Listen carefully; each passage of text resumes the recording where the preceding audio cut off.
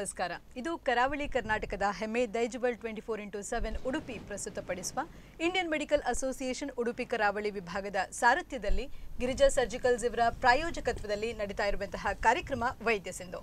ಕಾರ್ಯಕ್ರಮಕ್ಕೆ ಆತ್ಮೀಯವಾದ ಸ್ವಾಗತ. ವೀಕ್ಷಕರೇ, ನಮ್ಮ ಇಂದಿನ ಸಂಚಿಕೆಯಲ್ಲಿ ನಾವೊಂದು ಸಾಮಾನ್ಯವಾಗಿರುವಂತಹ ಒಂದು ಸಮಸ್ಯೆ ಅಂತ ಹೇಳ್ಬೋದು, ಹೊಟ್ಟೆ ನೋವು. ಆದರೆ ಈ ಸಾಮಾನ್ಯ ಸಮಸ್ಯೆ ಕೂಡ ಗಾಂಭೀರ್ಯದ ಸಮಸ್ಯೆಗೆ ಒಡ್ಡುತ್ತದೆ ಯಾವಾಗ ಅಂತ ಹೇಳಿದರೆ ಇದಕ್ಕೆ ಬಹಳಷ್ಟು ಕಾರಣಗಳಿವೆ. ಹಾಗೆ ಇದರಲ್ಲಿ ಗಾಂಭೀರ್ಯದ ಸಮಸ್ಯೆಯನ್ನು ನಾವು ನಿರ್ಲಕ್ಷಿಸಿದರೆ ಕಾಣ್ಬೋದು ಅಂತ ಹೇಳ್ಬೋದು. ಹಾಗಿರುವಾಗ ಈ ಒಂದು ಹೊಟ್ಟೆ ನೋವಿನ ಸಮಸ್ಯೆಯ ಬಗ್ಗೆ ನಮ್ಮ ಇಂದಿನ ಸಂಚಿಕೆಯಲ್ಲಿ ನಾವು ನಿಮಗೆ ಮಾಹಿತಿಯನ್ನು ನೀಡಲಿಕ್ಕಿದ್ದೇವೆ. ಎಲ್ಲ ಮಾಹಿತಿಯನ್ನು ನೀಡಲಿಕ್ಕೆ ನಮ್ಮೊಂದಿಗಿದ್ದಾರೆ ಪ್ರಸಕ್ತವಾಗಿ KMC ಮಣಿಪಾಲದ ಶಸ್ತ್ರಚಿಕಿತ್ಸೆಯ ಪ್ರಾಧ್ಯಾಪಕರು ಆಗಿರುವಂತಹ ಹಾಗೂ chairman of Karnataka state chapter of association surgeons of ಇಂಡಿಯಾದ ಡಾಕ್ಟರ್ ಕೆ ರಾಜಗೋಪಾಲ್ ಶೆಣೆಯವರು, ಹಾಗೆಯೇ ನಮ್ಮೊಂದಿಗೆ ಇರುವ ಮತ್ತೊಬ್ಬ doctor consultant surgeon Udupi city hospital ಹಾಗೂ president of Udupi city branch ASI doctor captain L Ramachandra ಇವರು. ಡಾಕ್ಟರ್, ನಿಮಗೆ ಕಾರ್ಯಕ್ರಮಕ್ಕೆ ಆತ್ಮೀಯವಾದ ಸ್ವಾಗತ. ನಮಸ್ಕಾರ. ಡಾಕ್ಟರ್, ನಾವು ಮುಖ್ಯವಾಗಿ ಹೇಳಬೇಕು ಅಂತ ಹೇಳಿದರೆ ನಮಗೆ ಸಾಮಾನ್ಯ ಮನುಷ್ಯನಾಗಿ ಇರುವಾಗ ಹೊಟ್ಟೆ ನೋವು ಅಂತ ಹೇಳಿದ ಕೂಡಲೇ ನಾವು ಒಂದು ಸಲ ಗಲಿಬಿಲಿ ಆಗ್ತೇವೆ. ಆ್ಯಂಡ್ ನಾವು ಹೊಟ್ಟೆ ನೋವು ಬಂದ ಕೂಡಲೇ ನಮಗೇನೋ ಒಂದು ಆತಂಕ. ಅದರಲ್ಲೂ ಕೂಡ ಹೆಚ್ಚಾಗಿ ಮನೆಯಲ್ಲೇ ನಾವು ಔಷಧಿಗಳನ್ನು ಪಡೆದುಕೊಳ್ಳುವ ಒಂದು ಕ್ರಮವನ್ನು ಮಾಡ್ತೇವೆ. ಮತ್ತು ಎಲ್ಲರ ಮನಸ್ಸಿನಲ್ಲಿ ಬರುವಂಥದ್ದು ಒಂದು ಅಸಿಡಿಟಿ ಅಂತ. ಸೊ ಈ ಒಂದು ಅಸಿಡಿಟಿಯ ಸಮಸ್ಯೆಯ ಬಗ್ಗೆ ಹೇಳೋದಾದರೆ ಅಥವಾ ಈ ಒಂದು ಹೊಟ್ಟೆ ನೋವಿನ ಬಗ್ಗೆ ಹೇಳೋದಾದರೆ ಈ ಹೊಟ್ಟೆ ನೋವು ಯಾವ ಕಾರಣಕ್ಕೆ ಬರ್ಬೋದು ಅಂತ ಹೇಳ್ಬೋದಾ? ನಮಸ್ಕಾರ. ಈಗ ನಾವು ಹೊಟ್ಟೆ ನೋವು ಸಂಬಂಧದ ಕಾಯಿಲೆಗಳ ವಿಷಯ ಮಾತನಾಡಲಿಕ್ಕೆ ಇಲ್ಲಿ ಬಂದಿದ್ದೇವೆ. ಪ್ರಪ್ರಥಮವಾಗಿ ಎಲ್ಲರೂ ಹೊಟ್ಟೆ ನೋವು ಅಂತ ಹೇಳಿದ ತಕ್ಷಣ ಎಸಿಡಿಟಿ ಅಂತ ಹೇಳ್ತಾರೆ. ಕರೆಕ್ಟ್. ಯಾಕಂತ ಹೇಳಿದರೆ ಇದು ಬಹಳ ಒಂದು ಸಾಮಾನ್ಯವಾದ ಒಂದು ಕಾಯಿಲೆ. ನಾವು ಎಸಿಡಿಟಿ ಅಂತ ಹೇಳಿದರೆ ಬರ್ನಿಂಗ್ ಅಂತ ಹೇಳ್ತೀವಿ. ಅದಕ್ಕೆ ಪೆಪ್ಟಿಕ್ ಅಲ್ಸರ್ ಡಿಸೀಸ್ ಅಂತೂ ಹೇಳ್ತಾರೆ. ಇದಕ್ಕೆ ಕಾರಣ ತುಂಬ ಇರ್ತದೆ. ನಮ್ಮ ನಾವು ಏನು ಹೇಳ್ತೇವೆ, ನಮ್ಮ ಊಟ ಮಾಡುವ ಶೈಲಿ ಅಂತ ಹೇಳ್ತೇವೆ. ಸಮ್ಟೈಮ್ಸ್ ನಾವು ಹೇಳ್ತೇವೆ ಸ್ಪಿರಿಟ್ಸ್, ಆಲ್ಕೋಹಾಲ್, ಅಥವಾ ನಮ್ಮ ಸ್ಮೋಕಿಂಗ್, ಇಲ್ಲ ಕೆಲವೊಮ್ಮೆ ನಾವು ತಲೆನೋವು ಅಥವಾ ಹೊಟ್ಟೆ ನೋವು ಅಂತ ಬೇರೆ ಬೇರೆ ವಿಧಾನದ ಔಷಧಿಯನ್ನು ತಗೊಳ್ತೀವಿ. ಇದರ ಪರಿಣಾಮವಾಗಿ ಹೊಟ್ಟೆ ನೋವು ಬರ್ತದೆ. ಅದು ಹೊಟ್ಟೆ ನೋವು ಬಂದ ತಕ್ಷಣ ಪ್ರತಿಯೊಂದು ಹೊಟ್ಟೆ ನೋವಿಗೆ ನಾವು ಆಪರೇಷನ್ ಅಂತ ಮಾಡೋದಿಲ್ಲ. ಇದು ಎಸಿಡಿಟಿ ಅಂತ ಹೇಳಿದರೆ ಸ್ವಲ್ಪ ಹೊಟ್ಟೆ ಉರಿ ಅಂತ ಹೇಳ್ತೇವೆ. ಈ ಹೊಟ್ಟೆ ಉರಿ ನಮ್ಮ ಮೇಲ್ಭಾಗದಲ್ಲಿ ಬರ್ತದೆ. ಅದು ಕೆಲವೊಮ್ಮೆ ಏನಾಗುತ್ತೆ ಅಂದರೆ ಎದೆ ಹಿಂದ್ಗಡೆವರೆಗೆ ಹೋಗ್ತದೆ. ನಾವು ಅದಕ್ಕೆ ಸ್ಟರ್ನ ಮತ್ತು ಈ ಬೋನ್ ಅಂತ ಏನಿದೆ ಅದರ ಹಿಂದೆ ಬರುತ್ತೆ. ಆವಾಗ ಏನು ಮಾಡಬೇಕಂತ ಹೇಳಿದರೆ ಕೆಲವರಿಗೆ ಸ್ವಲ್ಪ ಕನ್ಫ್ಯೂಷನ್ ಆಗಿಬಿಟ್ಟು ಈವನ್ ಹಾರ್ಟಿನ ಡಾಕ್ಟ್ರ್ ಹತ್ರ ಹೋಗ್ತಾರೆ. ಯಾಕೆಂದರೆ ಸಹಜ, ನಮ್ಗೆ ಸ್ವಲ್ಪ ಪೇಷಂಟ್ ಬರುವಾಗ ಈ ಥರ ನೋವು ಅಂತ ಹೇಳಿದರೆ ನಾವು ಹೇಳ್ತೇವೆ, ಓಹ್ ಸರಿಯಪ್ಪ ಯಾಕೆಂದರೆ ಏನಿದ್ರು ಹಾರ್ಟ್ನ ಡಾಕ್ಟರ್ ಹತ್ರ ECG ಮಾಡೋದು ಏನು ತಪ್ಪಿಲ್ಲ, ಅದು ಏನು ನಾರ್ಮಲ್ ಆಯಿತು, ಸರಿ, ಇದು ಅಸಿಡಿಟಿ ರಿಲೇಟೆಡ್ ಪ್ರಾಬ್ಲಮ್. ಇದು ಹೆಚ್ಚಿನ ಟೈಮಲ್ಲಿ ನಾವು ಒಳ್ಳೆ ಮೆಡಿಸಿನ್ಸ್ ಕೊಟ್ಟರೆ ಕಮ್ಮಿ ಆಗ್ತದೆ. ಮತ್ತು ನಮ್ಮ ಫುಡ್ ಹ್ಯಾಬಿಟ್ಸ್ ಅಂತ ನಾವು ಏನಿದೆ, ಲೈಫ್ ಸ್ಟೈಲ್ ಮಾಡಿಫಿಕೇಷನ್ ಅಂತ ನಾವು ಏನಂತ ಹೇಳ್ತೀವಿ, ಅದೊಂದು ಅಡ್ವೈಸ್ ಎಲ್ಲ ಫಾಲೋ ಮಾಡಿದರೆ ಕಮ್ಮಿ ಆಗ್ತದೆ. ಮತ್ತು ಕೆಲವೊಮ್ಮೆ ಕ್ರಿಮಿಯಿಂದಲೂ ಬರ್ತದೆ. ಅದರಿಂದ ಈ ಥರ ಯಾವುದೇ ಒಂದು ಹೊಟ್ಟೆ ಉರಿ ಅಂತ ನಾವು ಏನು ಹೇಳ್ತೇವೆ 10-15 ದಿವಸದಲ್ಲೂ ಕಮ್ಮಿ ಆಗಿಲ್ಲ, ಆರ್ಡಿನರಿ ಮಾತ್ರೆ ಇಲ್ಲ ಆದರೆ ಅದಕ್ಕೆ ಸ್ವಲ್ಪ ಡಾಕ್ಟರ್ ಹತ್ರ ಹೋಗಿ ತಪಾಸಣೆ ಮಾಡಿಸಿ, ಈಗ ಎಂಡೋಸ್ಕೋಪಿ ಅಂತ ಹೇಳ್ತೀವಿ ನಾವು, ಗ್ಯಾಸ್ಟ್ರೋಸ್ಕೋಪಿ, ಅದೆಲ್ಲ ತುಂಬ ಎಕ್ವಿಪ್ಮೆಂಟ್ಸ್ ಆರ್ ಅವೈಲೇಬಲ್. ಇದು ಕಂಪ್ಲೀಟ್ಲಿ ಟ್ರೀಟೇಬಲ್. ಆದ್ದರಿಂದ ಇದಕ್ಕೇನು ಗಾಬರಿ ಪಡಬೇಕಾದ ಏನು ಅವಶ್ಯಕತೆ ಇಲ್ಲ. ಓಕೆ ಡಾಕ್ಟರ್, ಹಾಗೆಂದ್ರೆ ಒಂದು ಗ್ಯಾಸ್ಟ್ರಿಕ್ನ ಒಂದು ಸಮಸ್ಯೆ ಅಥವಾ ಎಸಿಡಿಟಿಯ ಸಮಸ್ಯೆ ಅಂತ ಹೇಳುವಾಗ ಉರಿಯುವಂಥದ್ದು, ಎದೆ ತನಕ ಉರಿ ಬರುವಂಥದ್ದು ಸಾಮಾನ್ಯವಾಗಿರ್ತದೆ ಅಂತ ನಾವು ಕನ್ಸಿಡರ್ ಮಾಡ್ಬೋದು. ಹಾಗಾದ್ರೆ ಈ ಒಂದು ಹೊಟ್ಟೆ ನೋವು ಅಂತ ಹೇಳಿ ಕೆಲವೊಮ್ಮೆ ಬರುವಾಗ ಪಿತ್ತಕೋಶದಲ್ಲಿ ಕಲ್ಲು ಅಂತ ಹೇಳ್ತಾರೆ. ಸೊ ಅದು ಕೂಡ ಒಂದು ರೀತಿಯ ಹೊಟ್ಟೆ ನೋವಿಂದನೇ ಬರುವಂಥದ್ದು. ಸೊ ಈ ಒಂದು ಪಿತ್ತಕೋಶದ ಕಲ್ಲಿನ ಬಗ್ಗೆ ಹೇಳೋದಾದ್ರೆ ಯಾವ ರೀತಿಯ ಒಂದು ಕಾರಣಗಳಿರ್ಬೋದು, ಇದರ ಲಕ್ಷಣಗಳು ಏನು ಅಂತ ಮಾಹಿತಿಯನ್ನ ನೀಡ್ಬೋದಾ? ಪಿತ್ತಕೋಶದಲ್ಲಿ ಕಲ್ಲು ಆಗೋದು ಈ ಫುಡ್ ಮಾಡಿಫಿಕೇಶನ್ ಆಗಿರೋದ್ರಿಂದ. ನಾವು ವೆಸ್ಟರ್ನ್ ಸ್ಟೈಲ್ ಫುಡ್ ಅನ್ನು ತಿನ್ಲಿಕ್ಕೆ ಹಿಡಿದಿದ್ದೇವೆ. Pizza, butter, all fried items, Kentucky fried chicken, all those things ಅವೆಲ್ಲ ಆಗಿ ಈಗ ನಮ್ಮಲ್ಲಿ ಈಗ ಗಾಲ್ ಸ್ಟೋನ್ ಡಿಸೀಸಸ್ ಅಂದರೆ ಪಿತ್ತಕೋಶದಲ್ಲಿ ಕಲ್ಲು ಆಗುವಂಥದ್ದು ಸರ್ವೇ ಸಾಮಾನ್ಯವಾಗಿದೆ. ನಾವು ಸರ್ಜನ್ಸ್ ಆದಾಗ ಭಾರಿ ಕಮ್ಮಿ ಜನರು ಬರ್ತಾ ಇದ್ರು. ಪಿತ್ತಕೋಶ ಆಪರೇಷನ್ ಮಾಡೋದು ಭಾರಿ ಕಮ್ಮಿ. ಈಗ ಪ್ರತಿಯೊಂದು OTಯಲ್ಲಿ ಒಂದು ಕೇಸ್ ಇರ್ತದೆ, ಅಥವಾ 4-5 ಕೇಸ್ ಇದ್ದ ಪ್ರಮೇಯಗಳು ಇದ್ದಾವೆ ಪ್ರತಿಯೊಂದು OTಯಲ್ಲಿ. ಹಾಗಾಗಿ ಗಾಲ್ ಸ್ಟೋನ್ಸ್ ಇದು ಈ ನಾವು ಲೈಫ್ ಸ್ಟೈಲ್ ಮಾಡಿಫಿಕೇಶನ್ ಆಗಿರೋದ್ರಿಂದ ವೆಸ್ಟರ್ನ್ ಡಯಟ್ ನಾವು ಫಾಲೋ ಮಾಡ್ತಾ ಇರೋದ್ರಿಂದ ಇದೆಲ್ಲ ಶುರುವಾಗಿದೆ. ಇದರೊಳಗೆ ನಾನಾ ರೀತಿಯಲ್ಲಿ ಪಿತ್ತಕೋಶದಲ್ಲಿ ಕಲ್ಲಾಗ್ತದೆ. ಅದು ಕಲ್ಲು ಕೊಲೆಸ್ಟ್ರಾಲ್ ಹೆಚ್ಚಾಗಿ ಬೈಲಂದ್ರೆ ಪಿತ್ತದಲ್ಲಿ ಕೊಲೆಸ್ಟ್ರಾಲ್ ಅಂಶ ಹೆಚ್ಚಾಗಿ ಬೈಲ್ ಸಾಲ್ಟ್ಸ್ ಅಂಶ ಕಮ್ಮಿ ಆದಾಗ, ಮತ್ತು ಲೆಸಿಥಿನ್ ಅಂತ ಹೇಳಿದೆ, ಫಾಸ್ಫೋಲೈಪಿಡ್, ಇವೆಲ್ಲ binding. Cholesterol is not soluble in water. So ಅದನ್ನು ಸಾಲ್ಯುಬಲ್ ಆಗಿ ಇಡ್ಲಿಕ್ಕೋಸ್ಕರ ಬೈಲ್ ಸಾಲ್ಟ್ಸ್ ಅಂತ ಬೇಕಾಗುತ್ತೆ. ಬೈಲ್ ಸಾಲ್ಟ್ಸ್ ಕಮ್ಮಿ ಆದಾಗಲಿ ಅಥವಾ ಪಿತ್ತದಲ್ಲಿ ಕೊಲೆಸ್ಟ್ರಾಲ್ ಅಂಶ ಹೆಚ್ಚಾದಾಗಲಿ ಆವಾಗ ಲಿಥೋಜೆನಿಕ್ ಬೈಲ್ ಅಂತ ಹೇಳ್ತೇವೆ. ಅದಕ್ಕೆ ಲಿಥೋಜೆನಿಕ್ ಬೈಲ್ ಅಂದರೆ ಸ್ಟೋನನ್ನು ಮಾಡುವ ಒಂದು ಕೆಪಾಸಿಟಿ ಇದ್ದಂಥ ಪಿತ್ತ. ಆವಾಗ ಸ್ಟೋನ್ ಆಗ್ತದೆ. ಸ್ಟೋನ್ ನಾನಾ ಕಲರ್ಗಳಿರ್ಬೋದು, ಯೆಲ್ಲೋ ಇರ್ಬೋದು, ವೈಟ್ ಇರ್ಬೋದು, ಮಲ್ಟಿಫೆಸೆಟೆಡ್ ಇರ್ಬೋದು, ಬ್ಲ್ಯಾಕ್ ಇರ್ಬೋದು. ಸೊ ನಾನಾ ಕಲರಲ್ಲಿ ಈ ಪಿತ್ತಕೋಶದ ಕಲ್ಲುಗಳು ಆಗ್ಲಿಕ್ಕೆ ಸಾಧ್ಯ. ಅದರಿಂದ ನೋವು ಬರ್ಬೋದು. ನೋವು ಯಾವಾಗ ಬರ್ತದೆ? ಆ ಪಿತ್ತಕೋಶದ ನಳಿಕೆಗೆ ಹೋಗಿ ಅದು ಕೂತ್ಕೊಂಡು ಅದನ್ನು ಬ್ಲಾಕ್ ಮಾಡಿದಾಗ ಬಿಲಿಯರಿ ಕೋಲಿಕ್ ಅಂತ ಆಗ್ತದೆ. ಬಿಲಿಯರಿ ಕೋಲಿಕ್ ಅಂತಂದರೆ ಅದು ಹೊಟ್ಟೆಯ ಮೇಲ್ಭಾಗ ಹೊಟ್ಟೆಯ ರೈಟ್ ಸೈಡಲ್ಲಿ ಅಪ್ಪರ್ ಅಬ್ಡಮನ್ ಅಂದರೆ ಪಕ್ಕೆಲುಬಿನಿಂದ ಕೆಳಗಡೆ ನೋವು ಬರ್ತದೆ. ಅದು ಕೆಲವೊಮ್ಮೆ ಶೋಲ್ಡರ್ ಬ್ಲೇಡ್ ಅಂತ ಹೇಳ್ತೇವೆ, ಹಿಂದ್ಗಡೆ ಹೋಗ್ತದೆ, ಬೆನ್ನಿಗೆ, ರೈಟ್ ಸೈಡಿಗೆ ಬೆನ್ನಿಗೆ ಹೋಗ್ತದೆ. ಅದು ಸಿವಿಯರ್ ಪೇನ್ ಇರ್ತದೆ. ಅದಕ್ಕೆ ಕಾಲಿಕಿ ಪೇನ್ ಅಂದರೆ ಬಟ್ಟೆ ಹಿಂಡಿದಾಗ ನೋವು ಏನಾಗ್ತದೆ, ಆ ರೀತಿ ನೋವು ಬರಲಿಕ್ಕೆ ಸಾಧ್ಯತೆಗಳಿರ್ತವೆ. ಇದು ಬಿಲಿಯರಿ ಕೋಲಿಕ್. ಅದ್ರ ಜೊತೆಗೆ ಇನ್ಫೆಕ್ಷನ್, ಬ್ಯಾಕ್ಟೀರಿಯಲ್ ಇನ್ಫೆಕ್ಷನ್ ಆದಾಗ ಅದಕ್ಕೆ ಕೋಲಿಸಿಸ್ಟೈಟಿಸ್ ಅಂತ ಹೇಳ್ತೇವೆ. ಅಂದರೆ ಪಿತ್ತಕೋಶದ ಉರಿಯೂತ ಆಗಿದೆ ಅಂತ ಲೆಕ್ಕ. ಆವಾಗ ಏನಾಗ್ತದೆ? ವಾಮಿಟಿಂಗ್ ಇರ್ತದೆ, ಜ್ವರ ಬರಬಹುದು, ಪೇನು ಸಿವಿಯರ್ ಆಗ್ಬೋದು, ಮತ್ತು ಏನು ಔಷಧಿ ತೊಗೊಂಡ್ರೂ ಕಮ್ಮಿ ಆಗೋದಿಲ್ಲ. ಆವಾಗ ಡಾಕ್ಟ್ರ್ ಹತ್ರ ಹೋಗೋದು ಕಡ್ಡಾಯವಾಗ್ತದೆ. ಡಾಕ್ಟ್ರ್ ಹತ್ರ ಹೋದಾಗ ಏನು ಹೇಗೆ ಕಂಡು ಹಿಡಿಯೋದು ಅಂತಂದರೆ, ಸಾಮಾನ್ಯವಾಗಿ ಅಲ್ಟ್ರಾಸೌಂಡ್ ಸ್ಕ್ಯಾನ್ ಮಾಡ್ತೇವೆ ನಾವು. ಅಲ್ಟ್ರಾಸೌಂಡ್ ಸ್ಕ್ಯಾನ್ ಮಾಡಿದರೆ it is gold standard. Ultrasound scan ಮಾಡಿದರೆ ಅದರೊಳಗೆ ಪಿತ್ತಕೋಶದ ಕಲ್ಲು ಕಂಡು ಹಿಡಿತಾರೆ. ಸಣ್ಣ ಕಲ್ಲುಗಳನ್ನು ಸಹ ಪಿಕ್ ಮಾಡ್ತದೆ ಅಲ್ಟ್ರಾಸೌಂಡ್. ಸೊ ಮತ್ತು ಅದ್ರದ್ದು ಉರಿಯೂತ ಆದರೆ, ಅಂದರೆ ಇನ್ಫ್ಲಮೇಷನ್ ದಪ್ಪ ಆಗಿರ್ತದೆ, ಗಾಲ್ ಬ್ಲಾಡರ್ ವಾಲ್ ದಪ್ಪ ಆಗ್ತದೆ, ಗಾಲ್ ಬ್ಲಾಡರ್ ಸುತ್ತಲೂ ಒಂದು ನೀರಿನ ಪದರ ಬರ್ಬೋದು, ಅಥವಾ ಗಾಲ್ ಬ್ಲಾಡರಲ್ಲಿ ಕೀವು ಆಗ್ಬೋದು. ಅದಕ್ಕೆ ಪಯೋಸೀಲದ ಗಾಲ್ ಬ್ಲಾಡರ್ ಅಂತ ಹೇಳ್ತೇವೆ, ಪಿತ್ತಕೋಶದ ಕೀವಾಗೋಕೆ. ಕೆಲವೊಮ್ಮೆ ಆ ಕೀವಾದಾಗ ಉರಿಯೂತ ಸಿಕ್ಕಾಪಟ್ಟೆ ಇದ್ದಲ್ಲಿ ಅದಕ್ಕೆ ರಕ್ತನಾಳ ಒಂದು ಹೋಗ್ತದೆ, ಸಿಸ್ಟಿಕ್ ಆರ್ಟ್ರಿ ಅಂತ ಹೇಳ್ತೇವೆ. ಪಿತ್ತಕೋಶಕ್ಕೆ ಹೋಗುವಂಥ ರಕ್ತನಾಳಕ್ಕೆ ಸಿಸ್ಟಿಕ್ ಆರ್ಟ್ರಿ ಅಂತ ಹೇಳ್ತೇವೆ. ಆ ಉರಿಯೂತ ಹೆಚ್ಚಾದಾಗ ಸಿಸ್ಟಿಕ್ ಆರ್ಟ್ರಿಯಲ್ಲಿ ರಕ್ತ ಬಂದಾಗ್ತದೆ, ಅಂದರೆ ಅದು ಹೆಪ್ಪುಗಟ್ಟುತ್ತದೆ ರಕ್ತನಾಳದಲ್ಲಿ. ಹೆಪ್ಪುಗಟ್ಟಿದಾಗ ಗ್ಯಾಂಗ್ರೀನ್ ಆದ ಗಾಲ್ ಬ್ಲಾಡರ್ ಅಂತ ಹೇಳ್ತೇವೆ.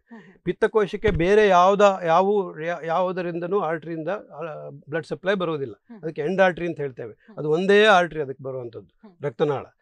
ಅದು ಬಂದಾದರೆ ಪಿತ್ತಕೋಶ ಗ್ಯಾಂಗ್ರೀನ್ ಆಗ್ತದೆ. ಗ್ಯಾಂಗ್ರೀನ್ ಅಂದರೆ ಅದು ಕೊಳೆತು ಹೋಗ್ತದೆ. ಅದು ಭಾರಿ ಸಿವಿಯರು. ಅದರೊಳಗೆ ಎಸ್ಪೆಷಲಿ ಡಯಾಬಿಟಿಕ್ಸಲ್ಲಿ ಇದು ಹೆಚ್ಚಾಗ್ತದೆ. ಅದರೊಳಗೆ ಪ್ರಾಣ ಕಳ್ಕೊಳ್ಳೋರು ಇದ್ದಾರೆ. ಸೊ ಅಂದ್ರೆ ನಮ್ಮ ಒಂದು ದಿನನಿತ್ಯದ ಜೀವನ ಶೈಲಿಯೇ ಬದಲಾಗಿದೆ, ಆಹಾರದ ಒಂದು ಕ್ರಮ ಬದಲಾಗಿದೆ. ಇದರಿಂದ ಇಂತಹ ಪಿತ್ತಕೋಶದ ಕಲ್ಲಿನ ಒಂದು ಸಮಸ್ಯೆಗಳು ಎದುರಾಗ್ತದೆ. ಹಾಗಿರುವಾಗ ನಾವು ಮೊದಲನೇ ಒಂದು ಸ್ಟೇಜ್ ಅಲ್ಲಿ ಇದನ್ನ ನಾವು ಗುರುತಿಸಲಿಕ್ಕೆ ಸಾಧ್ಯ ಆಗ್ತದಾ? ಹೌದು. ನೋವು ಶುರುವಾದ ಕೂಡಲೇ ಡಾಕ್ಟರ್ ಹತ್ರ ಹೋಗಬೇಕು. ಅವರು ಬೇಕಾದ ಇನ್ವೆಸ್ಟಿಗೇಷನ್ ಮಾಡ್ತಾರೆ. ಅವಾಗ LFT ಅಂತಲೂ ಸಹ ಮಾಡ್ತೇವೆ. LFT ಅಂದರೆ ಲಿವರ್ ಫಂಕ್ಷನ್ ಟೆಸ್ಟ್. ಅದರೊಳಗೆ ಬಿಲಿರುಬಿನ್ ಎಲ್ಲ ಹೆಚ್ಚಾದರೆ, ಆಲ್ಕಲೈನ್ ಫಾಸ್ಫೇಟೇಸ್ ಅಂತ ಒಂದು ಎನ್ಸೈಮ್ ಇರ್ತದೆ, ಅದು ಹೆಚ್ಚಾದರೆ ಪಿತ್ತಕೋಶದಿಂದ ಕಲ್ಲು ಪಿತ್ತ ಬಳ್ಳಿಗೆ ಬಂದಿದೆ ಅಂತ ಲೆಕ್ಕ. ಪಿತ್ತ ಬಳ್ಳಿಗೆ ಬಂದರೆ ನಾನಾ ಪ್ರಾಬ್ಲಮ್ಗಳಾಗ್ಬೋದು. ಒಂದು ಅಬ್ಸ್ಟ್ರಕ್ಟಿವ್ ಜಾಂಡಿಸ್ ಅಂತ ಹೇಳ್ತೇವೆ, ಅಂದರೆ ಪಿತ್ತ ನಳಿಕೆಗೆ ಕಾಲು ಹೋಗಿ ಕೂತು ಅದು ಪಿತ್ತ ಹರಿವಿಕೆಗೆ ಅಡಚಣೆ ಮಾಡಿ ಆವಾಗ ಜಾಂಡಿಸ್ ಆಗ್ತದೆ.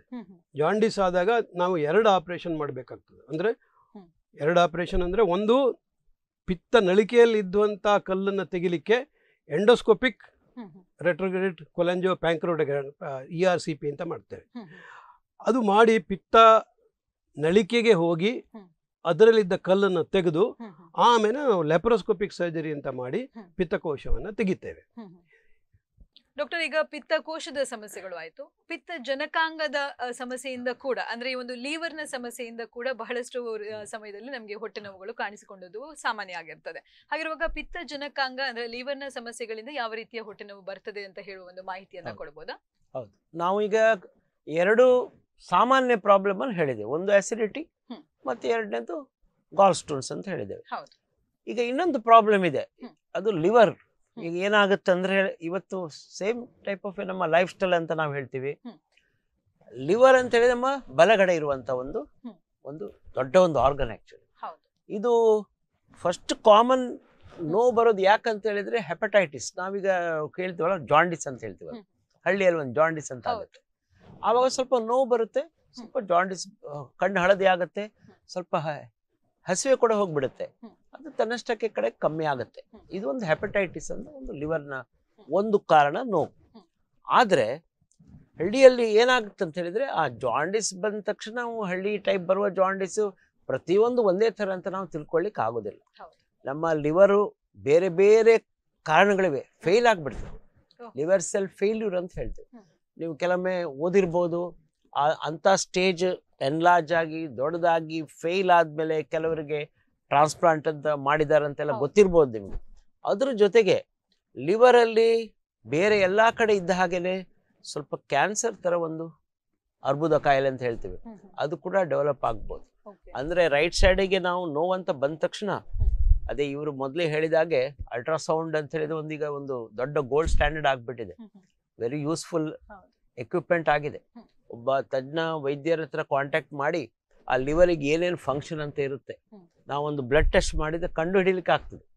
ಇವನಿಗೆ ಲಿವರ್ ಇದ್ದು ಪ್ರಾಬ್ಲಮ್ ಇರ್ತದೆ, ಇವರಿಗೆ ಹಾರ್ಟ್ ಇದ್ದು ಪ್ರಾಬ್ಲಮ್ ಇರ್ತದೆ, ಇವರಿಗೆ ಮೂತ್ರ ರಿಲೇಟೆಡ್ ಪ್ರಾಬ್ಲಮ್ ಇರ್ತದೆ. ಅದೇ ತರ ಲಿವರು ಎನ್ಲಾರ್ಜ್ ಆಗುವಾಗ, ಈ ರೈಟ್ ಸೈಡಲ್ಲಿ ನೋವು ಬರುವಾಗ ಅದೊಂದು ಕರೆಕ್ಟ್ ಆಗಿ ಕಾಂಟ್ಯಾಕ್ಟ್ ಮಾಡಬೇಕು. ಅದರ ಜೊತೆಗೆ ಕೆಲವೊಮ್ಮೆ ಲಿವರ್ ಇಂದಾಗಿ ಸ್ವಲ್ಪ ಚಳಿ ಜ್ವರ ಬರ್ಲಿಕ್ಕೂ ಶುರು ಆಗುತ್ತೆ. ಈ ಚಳಿ ಜ್ವರ ಅಂದ್ರೆ ಜನರಲ್ ಏನಂದ್ರೆ ಬಾಡಿಯಲ್ಲಿ ಒಂದು ಇನ್ಫೆಕ್ಷನ್ ಆಗಿದೆ ಅಂತ ಅರ್ಥ.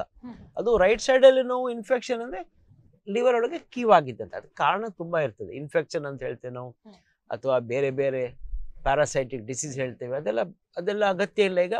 ಆದ್ರೂ ಈ ತರ ಬರುವಾಗ ಏನಾಗುತ್ತೆ ಅಂತ ಹೇಳಿದ್ರೆ ಅದು ಸ್ವಲ್ಪ ಲೇಟ್ ಆಗಿ ಬರ್ತದೆ.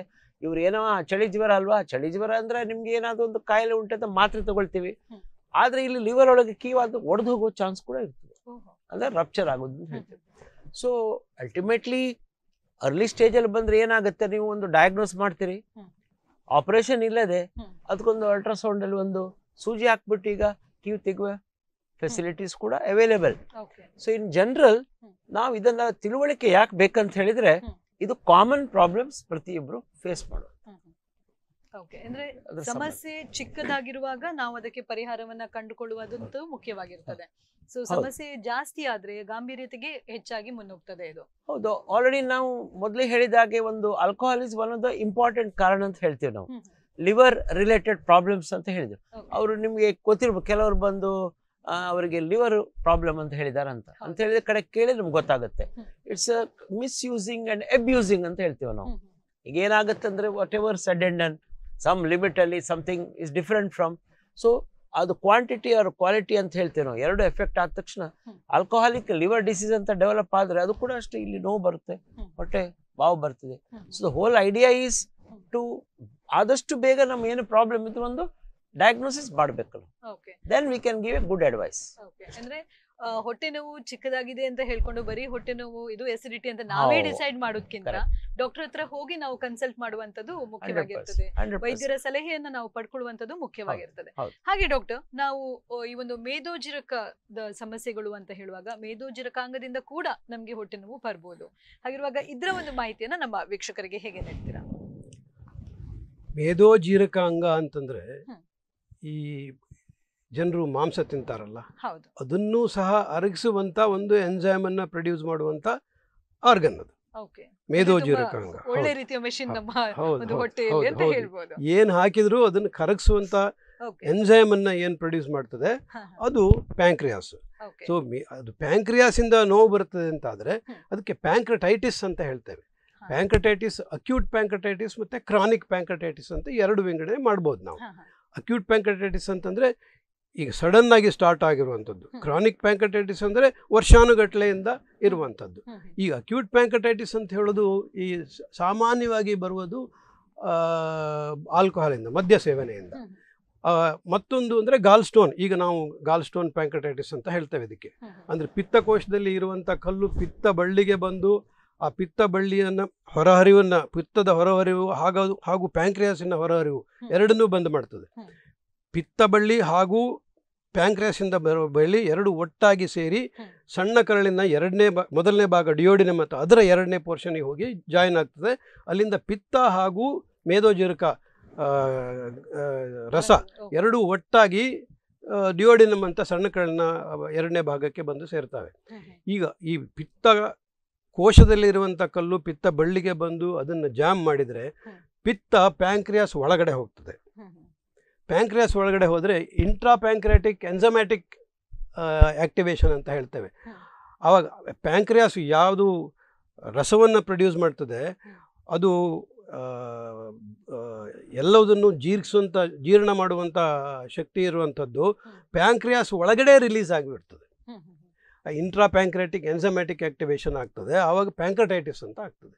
ಈಗ ಆಲ್ಕೋಹಾಲ್ ಇಂಡ್ಯೂಸ್ ಪ್ಯಾಂಕಟೈಟಿಸ್ ಸಹ ಅದು ಇನ್ಫ್ಲಮೇಷನ್ನೇ. ಆವಾಗ ಸಿವಿಯರ್ ಪೇನ್ ಈ ಮಿಡ್ ಅಬ್ಡಮನಲ್ಲಿ ಹಾಗೂ ಎಪಿಗ್ಯಾಸ್ಟ್ರಿಕ್ ರೀಜನ್ ಅಪ್ಪರ್ ಅಬ್ಡಮನಲ್ಲಿ ನೋವು ಬರ್ತದೆ.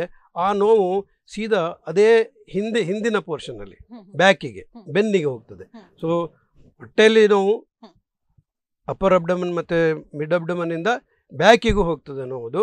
ಸಿವಿಯರ್ ಪೇನ್ ಆಗಿರ್ತದೆ, ತಡ್ಕೊಳ್ಳಿಕ್ಕೆ ಆಗೋದಿಲ್ಲ. ಅಂಥವ್ರು ಡಾಕ್ಟರ್ ಹರಿಸ್ಕೊಂಡು ಬಂದೇ ಬರ್ತಾರೆ. ಅದ್ರ ನಂತರ ಅವ್ರಿಗೆ ಸಾಮಾನ್ಯ ಏನು ಆಹಾರ ಏನೂ ಕೊಡೋದಿಲ್ಲ, ನಾವು ಎಲ್ಲ ಬಂದ್ ಮಾಡಿ ಬರೀ ಗ್ಲೂಕೋಸು ಸೆಲೈನು ಅದೆಲ್ಲ ಹಾಕಿ ಬಾಯಲ್ಲಿ ಏನೂ ಕೊಡದೆ ಅದು ಇನ್ಫ್ಲಮೇಷನ್ ಎಲ್ಲ ಕಮ್ಮಿ ಆದ ಮೇಲೆ ಬಾಯಲ್ಲಿ ಕೊಡ್ತೇವೆ. ಅವಶ್ಯಕತೆ ಬಿದ್ದರೆ ಮಾತ್ರ, ಅಂದರೆ ಇನ್ಫೆಕ್ಷನ್ ಅಂತ ಹೇಳ್ತೇವೆ, ಇನ್ಫೆಕ್ಷನ್ ಇದ್ದರೆ ಮಾತ್ರ ಅದಕ್ಕೆ ಆ್ಯಂಟಿಬಯೋಟಿಕ್ ಎಲ್ಲ ಹಾಕ್ತೇವೆ. ಮತ್ತು ಈ ಅಸಿಡಿಟಿ ಕಮ್ಮಿ ಮಾಡಲಿಕ್ಕೆ ಸಹ PPI ಅಂತ ಹೇಳ್ತೇವೆ, ಪ್ರೋಟಾನ್ ಪಂಪ್ ಇನಿಬಿಟರ್ಸ್ ಅಂತ, ಪಾಂಟೋಪ್ರಜೋಲ್, ಒಮೆಪ್ರಜೋಲ್, ಇಸೊಮೆಪ್ರಜೋಲ್, ಹೀಗೆ ನಾನಾ ರೀತಿಯ PPIಗಳಿದ್ದಾವೆ. ಆ ಔಷಧಿಯನ್ನು ಹಾಕಿ ಗ್ಯಾಸ್ಟ್ರಿಕ್ ಅಸಿಡಿಟಿಯನ್ನು ಕಮ್ಮಿ ಮಾಡ್ತೇವೆ. ಪ್ಯಾಂಕ್ರಿಯಾಸಿನ ಇನ್ಫ್ಲಮೇಷನ್ ಎಲ್ಲ ಕಮ್ಮಿ ಆದಮೇಲೆ, ಉರಿಯೂತ ಎಲ್ಲ ಕಮ್ಮಿ ಆದಮೇಲೆ ಮೆಲ್ಲಕ್ಕೆ ಆಹಾರವನ್ನು ಕೊಡಲಿಕ್ಕೆ ಶುರು ಮಾಡ್ತೇವೆ. ಫ್ಯಾಟ್ ಫ್ರೀ ಡಯಟನ್ನು ಕೊಡ್ತೇವೆ. ಹೀಗೆ ಅದನ್ನು ಟ್ರೀಟ್ ಮಾಡ್ತೇವೆ. ಅಂದ್ರೆ ಈ ಒಂದು ಸಮಸ್ಯೆಯಲ್ಲಿ ಹೊಟ್ಟೆ ನೋವಿನೊಟ್ಟಿಗೆ ಒಂದು ನಮ್ಮ ಬ್ಯಾಕ್ ಪೇನ್ ತರನೂ ಕೂಡ ಒಂದು ಸಮಸ್ಯೆ ಇರ್ತದೆ. ಹೊಟ್ಟೆ ನೋವು ಅದು ಬ್ಯಾಕಿಗೆ ಹೋಗ್ತದೆ, ರೇಡಿಯೇಟಿಂಗ್ ಪೇನ್ ಅಂತ ಹೇಳ್ತೇವೆ. ಎದರಿಂದ ನೋವು ಆ ಬ್ಯಾಕಿಗೆ ಹೋಗುದು ಅವನಿಗೆ ಗೊತ್ತಾಗ್ತದೆ. ಅವ್ನು ಹೇಳ್ತಾನೆ ಇಲ್ಲಿ ನೋವು ಬರ್ತದೆ ಡಾಕ್ಟ್ರೆ, ಹಿಂದಿಗೆ ಹೋಗ್ತದೆ ಅಂತ. ಆವಾಗ ಅದರ ಲಕ್ಷಣಗಳು ಕಾಣಿಸ್ಕೊಳ್ಳಿಕ್ಕೆ ಹೌದು, ಅದು ಪ್ಯಾಂಕಟೈಟಿಸ್ ಅಂತ. ಅದನ್ನು ಸಾಮಾನ್ಯ ನಾವು ಡಯಾಗ್ನೋಸಿಸ್ ಮಾಡೋದು ಒಂದು ಬ್ಲಡ್ ಟೆಸ್ಟ್ ಇಂದ. ಬ್ಲಡ್ ಟೆಸ್ಟ್ ಅಲ್ಲಿ ಅಮೆಲೇಸ್ ಲೈಪೇಸ್ ಅಂತ ಇರ್ತದೆ, ಅದು ಹೆಚ್ಚಾಗ್ತದೆ. ಹಾಗೆ ಟೋಟಲ್ WBC ಕೌಂಟ್ಸ್, ಬಿಳಿ ರಕ್ತ ಕಣಗಳು ಸಿಕ್ಕಾಪಟ್ಟೆ ಹೆಚ್ಚಾಗ್ತದೆ. ಬಿಳಿ ರಕ್ತ ಕಣಗಳಲ್ಲಿ ನ್ಯೂಟ್ರೋಫಿಲ್ಸ್ ಅಂತ ಒಂದು ಅಂಶ ಇದೆ, ಅದು ಸಹ ಹೆಚ್ಚಾಗ್ತದೆ. ಹಾಗೂ ಅಮೆಲೇಸ್ ಲೈಪೇಸ್ಗಳು ಫಸ್ಟ್ 48 ಅವರ್ಸಲ್ಲಿ ಹೆಚ್ಚಾಗೋದು ಅಮೆಲೇಸು, ಅದರ ನಂತರ ಲೈಪೇಸ್ ಅಂತ ಹೇಳೋದು ಹೆಚ್ಚಾಗ್ತಾ ಹೋಗ್ತದೆ. ಅದರಿಂದ ನಾವು ಡಯಾಗ್ನೋಸಿಸ್ ಮಾಡ್ತೇವೆ. ಅಲ್ಟ್ರಾಸೌಂಡಲ್ಲಿ ನಾವು ಆ ಉರಿಯೂತ ಆಗಿದ್ದು ಅಥವಾ ಅದರ ಸುತ್ತಲೂ ನೀರಿನಂಶ ಇರುವಂಥ ಫ್ಲೂಯಿಡ್ ಕಲೆಕ್ಷನ್ ಅಂತ ಹೇಳ್ತೇವೆ, ಅದಾಗಿದ್ದು ಎಲ್ಲ ಗೊತ್ತಾಗ್ತದೆ. ಅದರಿಂದ ನಾವು ಅಕ್ಯೂಟ್ ಪ್ಯಾಂಕಟೈಟಿಸ್ ಅಂತ ಹೇಳುವಂಥದ್ದನ್ನು ಡಯಾಗ್ನೋಸಿಸ್ ಮಾಡ್ತೇವೆ. ಅಕಸ್ಮಾತ್ ಅದು ಗಾಲ್ ಸ್ಟೋನ್ಸಿಂದ ಬಂದರೆ ಅದು ಗೊತ್ತಾಗ್ತದೆ. ಗಾಲ್ ಸ್ಟೋನ್ಸು ಮತ್ತು ಆಲ್ಕೋಹಾಲ್ ಒಂದೇ ಅಲ್ಲ, ನಾನಾ ಕಾರಣಗಳಿಂದ ಪ್ಯಾಂಕಟೈಟಿಸ್ ಆಗ್ಬೋದು. ಅದರೊಳಗೆ ಕ್ಯಾಲ್ಸಿಯಂ ಹೆಚ್ಚಾದರೂ ಸಹ ಬಾಡಿಯಲ್ಲಿ ಕ್ಯಾಲ್ಸಿಯಂ ಹೈಪರ್ ಕ್ಯಾಲ್ಸಿಮಿಯಾ ಅಂತ ಹೇಳ್ತೇವೆ, ಹೈಪರ್ ಪ್ಯಾರಾಥೈರಾಯ್ಡ್ ಅಂತ ಹೇಳೋ ಒಂದು ಗ್ರಂಥಿ ಇರ್ತದೆ. ಅದರ ಗ್ರಂಥಿಯಲ್ಲಿ ಟ್ಯೂಮರ್ ಎಲ್ಲ ಇದ್ದರೆ ಅದು ಸಹ ಹೆಚ್ಚು ಕ್ಯಾಲ್ಸಿಯಂ ಪ್ರೊಡ್ಯೂಸ್ ಮಾಡಲಿಕ್ಕೆ ಶುರು ಮಾಡ್ಬೋದು. ಬಾಡಿಯಲ್ಲಿ ಹೆಚ್ಚು ಕ್ಯಾಲ್ಸಿಯಂ ರಕ್ತದಲ್ಲಿ ಹೆಚ್ಚಾಗ್ತದೆ. ಆವಾಗ ಪ್ಯಾರಾಥೈರಾಯ್ಡ್ ಹಾರ್ಮೋನ್ ಅಂತೇಳಿ ಹೆಚ್ಚಾಗ್ತದೆ. ಆವಾಗ ಕ್ಯಾಲ್ಸಿಯಂ ಹೆಚ್ಚಾದಾಗ ಈ ಕ್ಯಾಲ್ಸಿಯಂ ಪ್ಯಾಂಕ್ರಿಯಾಸ್ನೆಲ್ಲ ಹೋಗಿ ಡಿಪಾಸಿಟ್ ಆಗಿ ಪ್ಯಾಂಕ್ರಟೈಟಿಸ್ ಆಗ್ಲಿಕ್ಕೆ ಸಾಧ್ಯತೆಗಳಿರ್ತವೆ. ಮತ್ತೆ ಕೊಬ್ಬಿನ ಅಂಶ ಟ್ರೈಗ್ಲಿಸರೈಡ್ ಅಂತ ಹೇಳ್ತೇವೆ, ಅದು ಸಿಕ್ಕಾಪಟ್ಟೆ ಹೆಚ್ಚಾದ್ರೂ ಸಹ ಈ ಪ್ಯಾಂಕ್ರಟೈಟಿಸ್ ಆಗ್ಬೋದು. ಅಥವಾ ಎಂಡೋಸ್ಕೋಪಿ ಮಾಡಿ ERCP ಅಂತ ಹೇಳಿದ್ನಲ್ಲ, ಅದರಿಂದ ಸಹ ಪ್ಯಾಂಕ್ರಟೈಟಿಸ್ ಆಗ್ಬೋದು. ಆಪರೇಷನ್ ಮಾಡ್ತೇವೆ, ಸ್ಟಮಕ್ ಮೇಲೆ ಆಪರೇಷನ್, ಜಠರದ ಮೇಲೆ ಆಪರೇಷನ್ ಮಾಡ್ತೇವೆ, ಡಿಯೋಡನಮ್ ಮೇಲೆ ಆಪರೇಷನ್ ಮಾಡ್ತೇವೆ, ಗಾಲ್ ಬ್ಲಾಡರ್ ಲಿವರ್ ಮೇಲೆ ಆಪರೇಷನ್ ಮಾಡ್ತೇವೆ.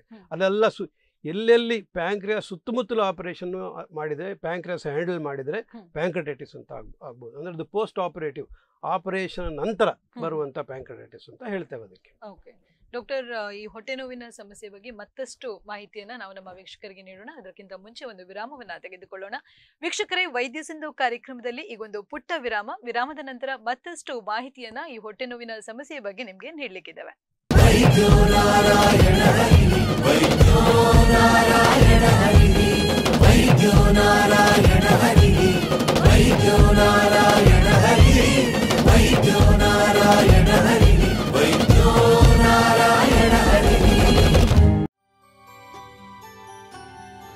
ನಮಗ ನೋಲ್ತಿಕ್ಕು ನಮಗ ಒಂದೇ ನೋಲ್ತಿಕ್ಕು ನಮಗ ಒಂದು ಆ ಶಾಪ್ ಒಪ್ಪಲೆ ಅಲ್ಲಿ ಉಂಟೆ ಅಡೆ ಪೋಡ ಅದೇ ಪೋಡು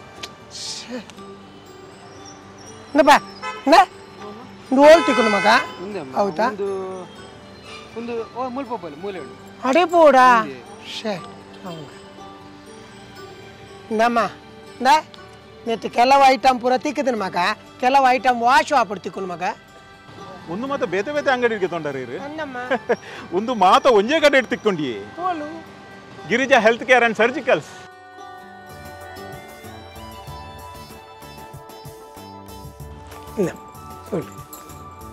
water bed, nebulizer, adult diaper, hospital cot, suction machine ಒಂದು ಮಾತು ಉಂಡು.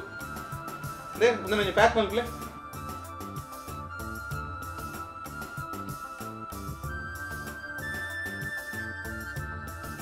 Girija health care and surgical ಮಾತಾತಿಕೊಂಡು Girija health care and surgicals, Guru Nityanand building, Kalpana road near Mitra hospital Udupi.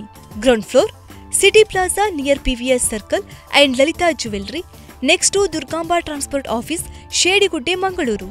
Ground floor, Atharva complex, opposite hotel ಪಾರಿಜಾತ, ಮೈನ್ ರೋಡ್, ಕುಂದಾಪುರ್.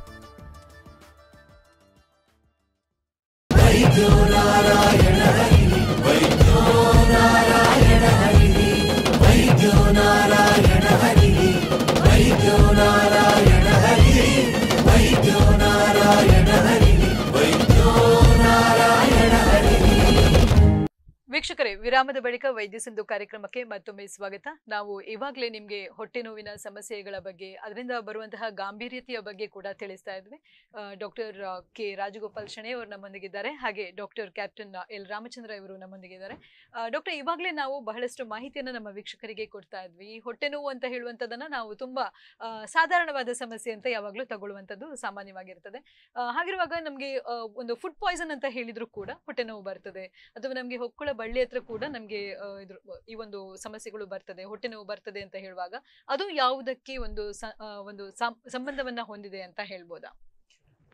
ಇದು ನಾವು ಸೆಂಟ್ರಲ್ ಅಬ್ಡಾಮಿನಲ್ ಪೇನ್ ಅಂತ ಹೇಳ್ತೇವೆ. ಅಂತ ಹೇಳಿದ್ರೆ ನಮ್ಮ ಸೆಂಟರ್ ಹೊಕ್ಕುಳ ಹತ್ರ ಅಂತ ಹೇಳ್ತೀರಲ್ಲ, ಇದು ಏನಾಗ್ತದೆ ಅಂತ ಹೇಳಿದ್ರೆ ನಮ್ಮ ಸಣ್ಣ ಕರಳು, ಈಗ ನಾವು ಊಟ ಮಾಡ್ತೇವೆ, ಅಲ್ಲಿಂದ ಫುಡ್ ಡೈಜೆಷನ್ ಆಗಿ ಸ್ವಲ್ಪ ಕೆಳಗಿಳಿತದೆ, ಆವಾಗ ಸಣ್ಣ ಕರಳು ಅಂತ ಹೇಳ್ತೇವೆ. ಸಣ್ಣ ಕರಳು 6 ಮೀಟರ್ ಲೆಂತ್ ಇದೆ, 6 ಮೀಟರ್ಸ್. ಅದು ಯಾವ ತರ ಹೊಟ್ಟೆ ಒಳಗೆ ಯು ಕ್ಯಾನ್ ಇಮ್ಯಾಜಿನ್ ಅದು ಯಾವ ತರ ಅಕಾಮಿಡೇಟ್ ಆಗಿದೆ ಅಂತ ಹೇಳಿದ್ರೆ, ಅದಕ್ಕೆ ಅಷ್ಟು ಯಾಕೆ ಉದ್ದ ಇದೆ ಅಂತ ಹೇಳಿದ್ರೆ ಅದು ನಮ್ಮ ಅಬ್ಸಾರ್ಪ್ಷನ್ ಇದೆ.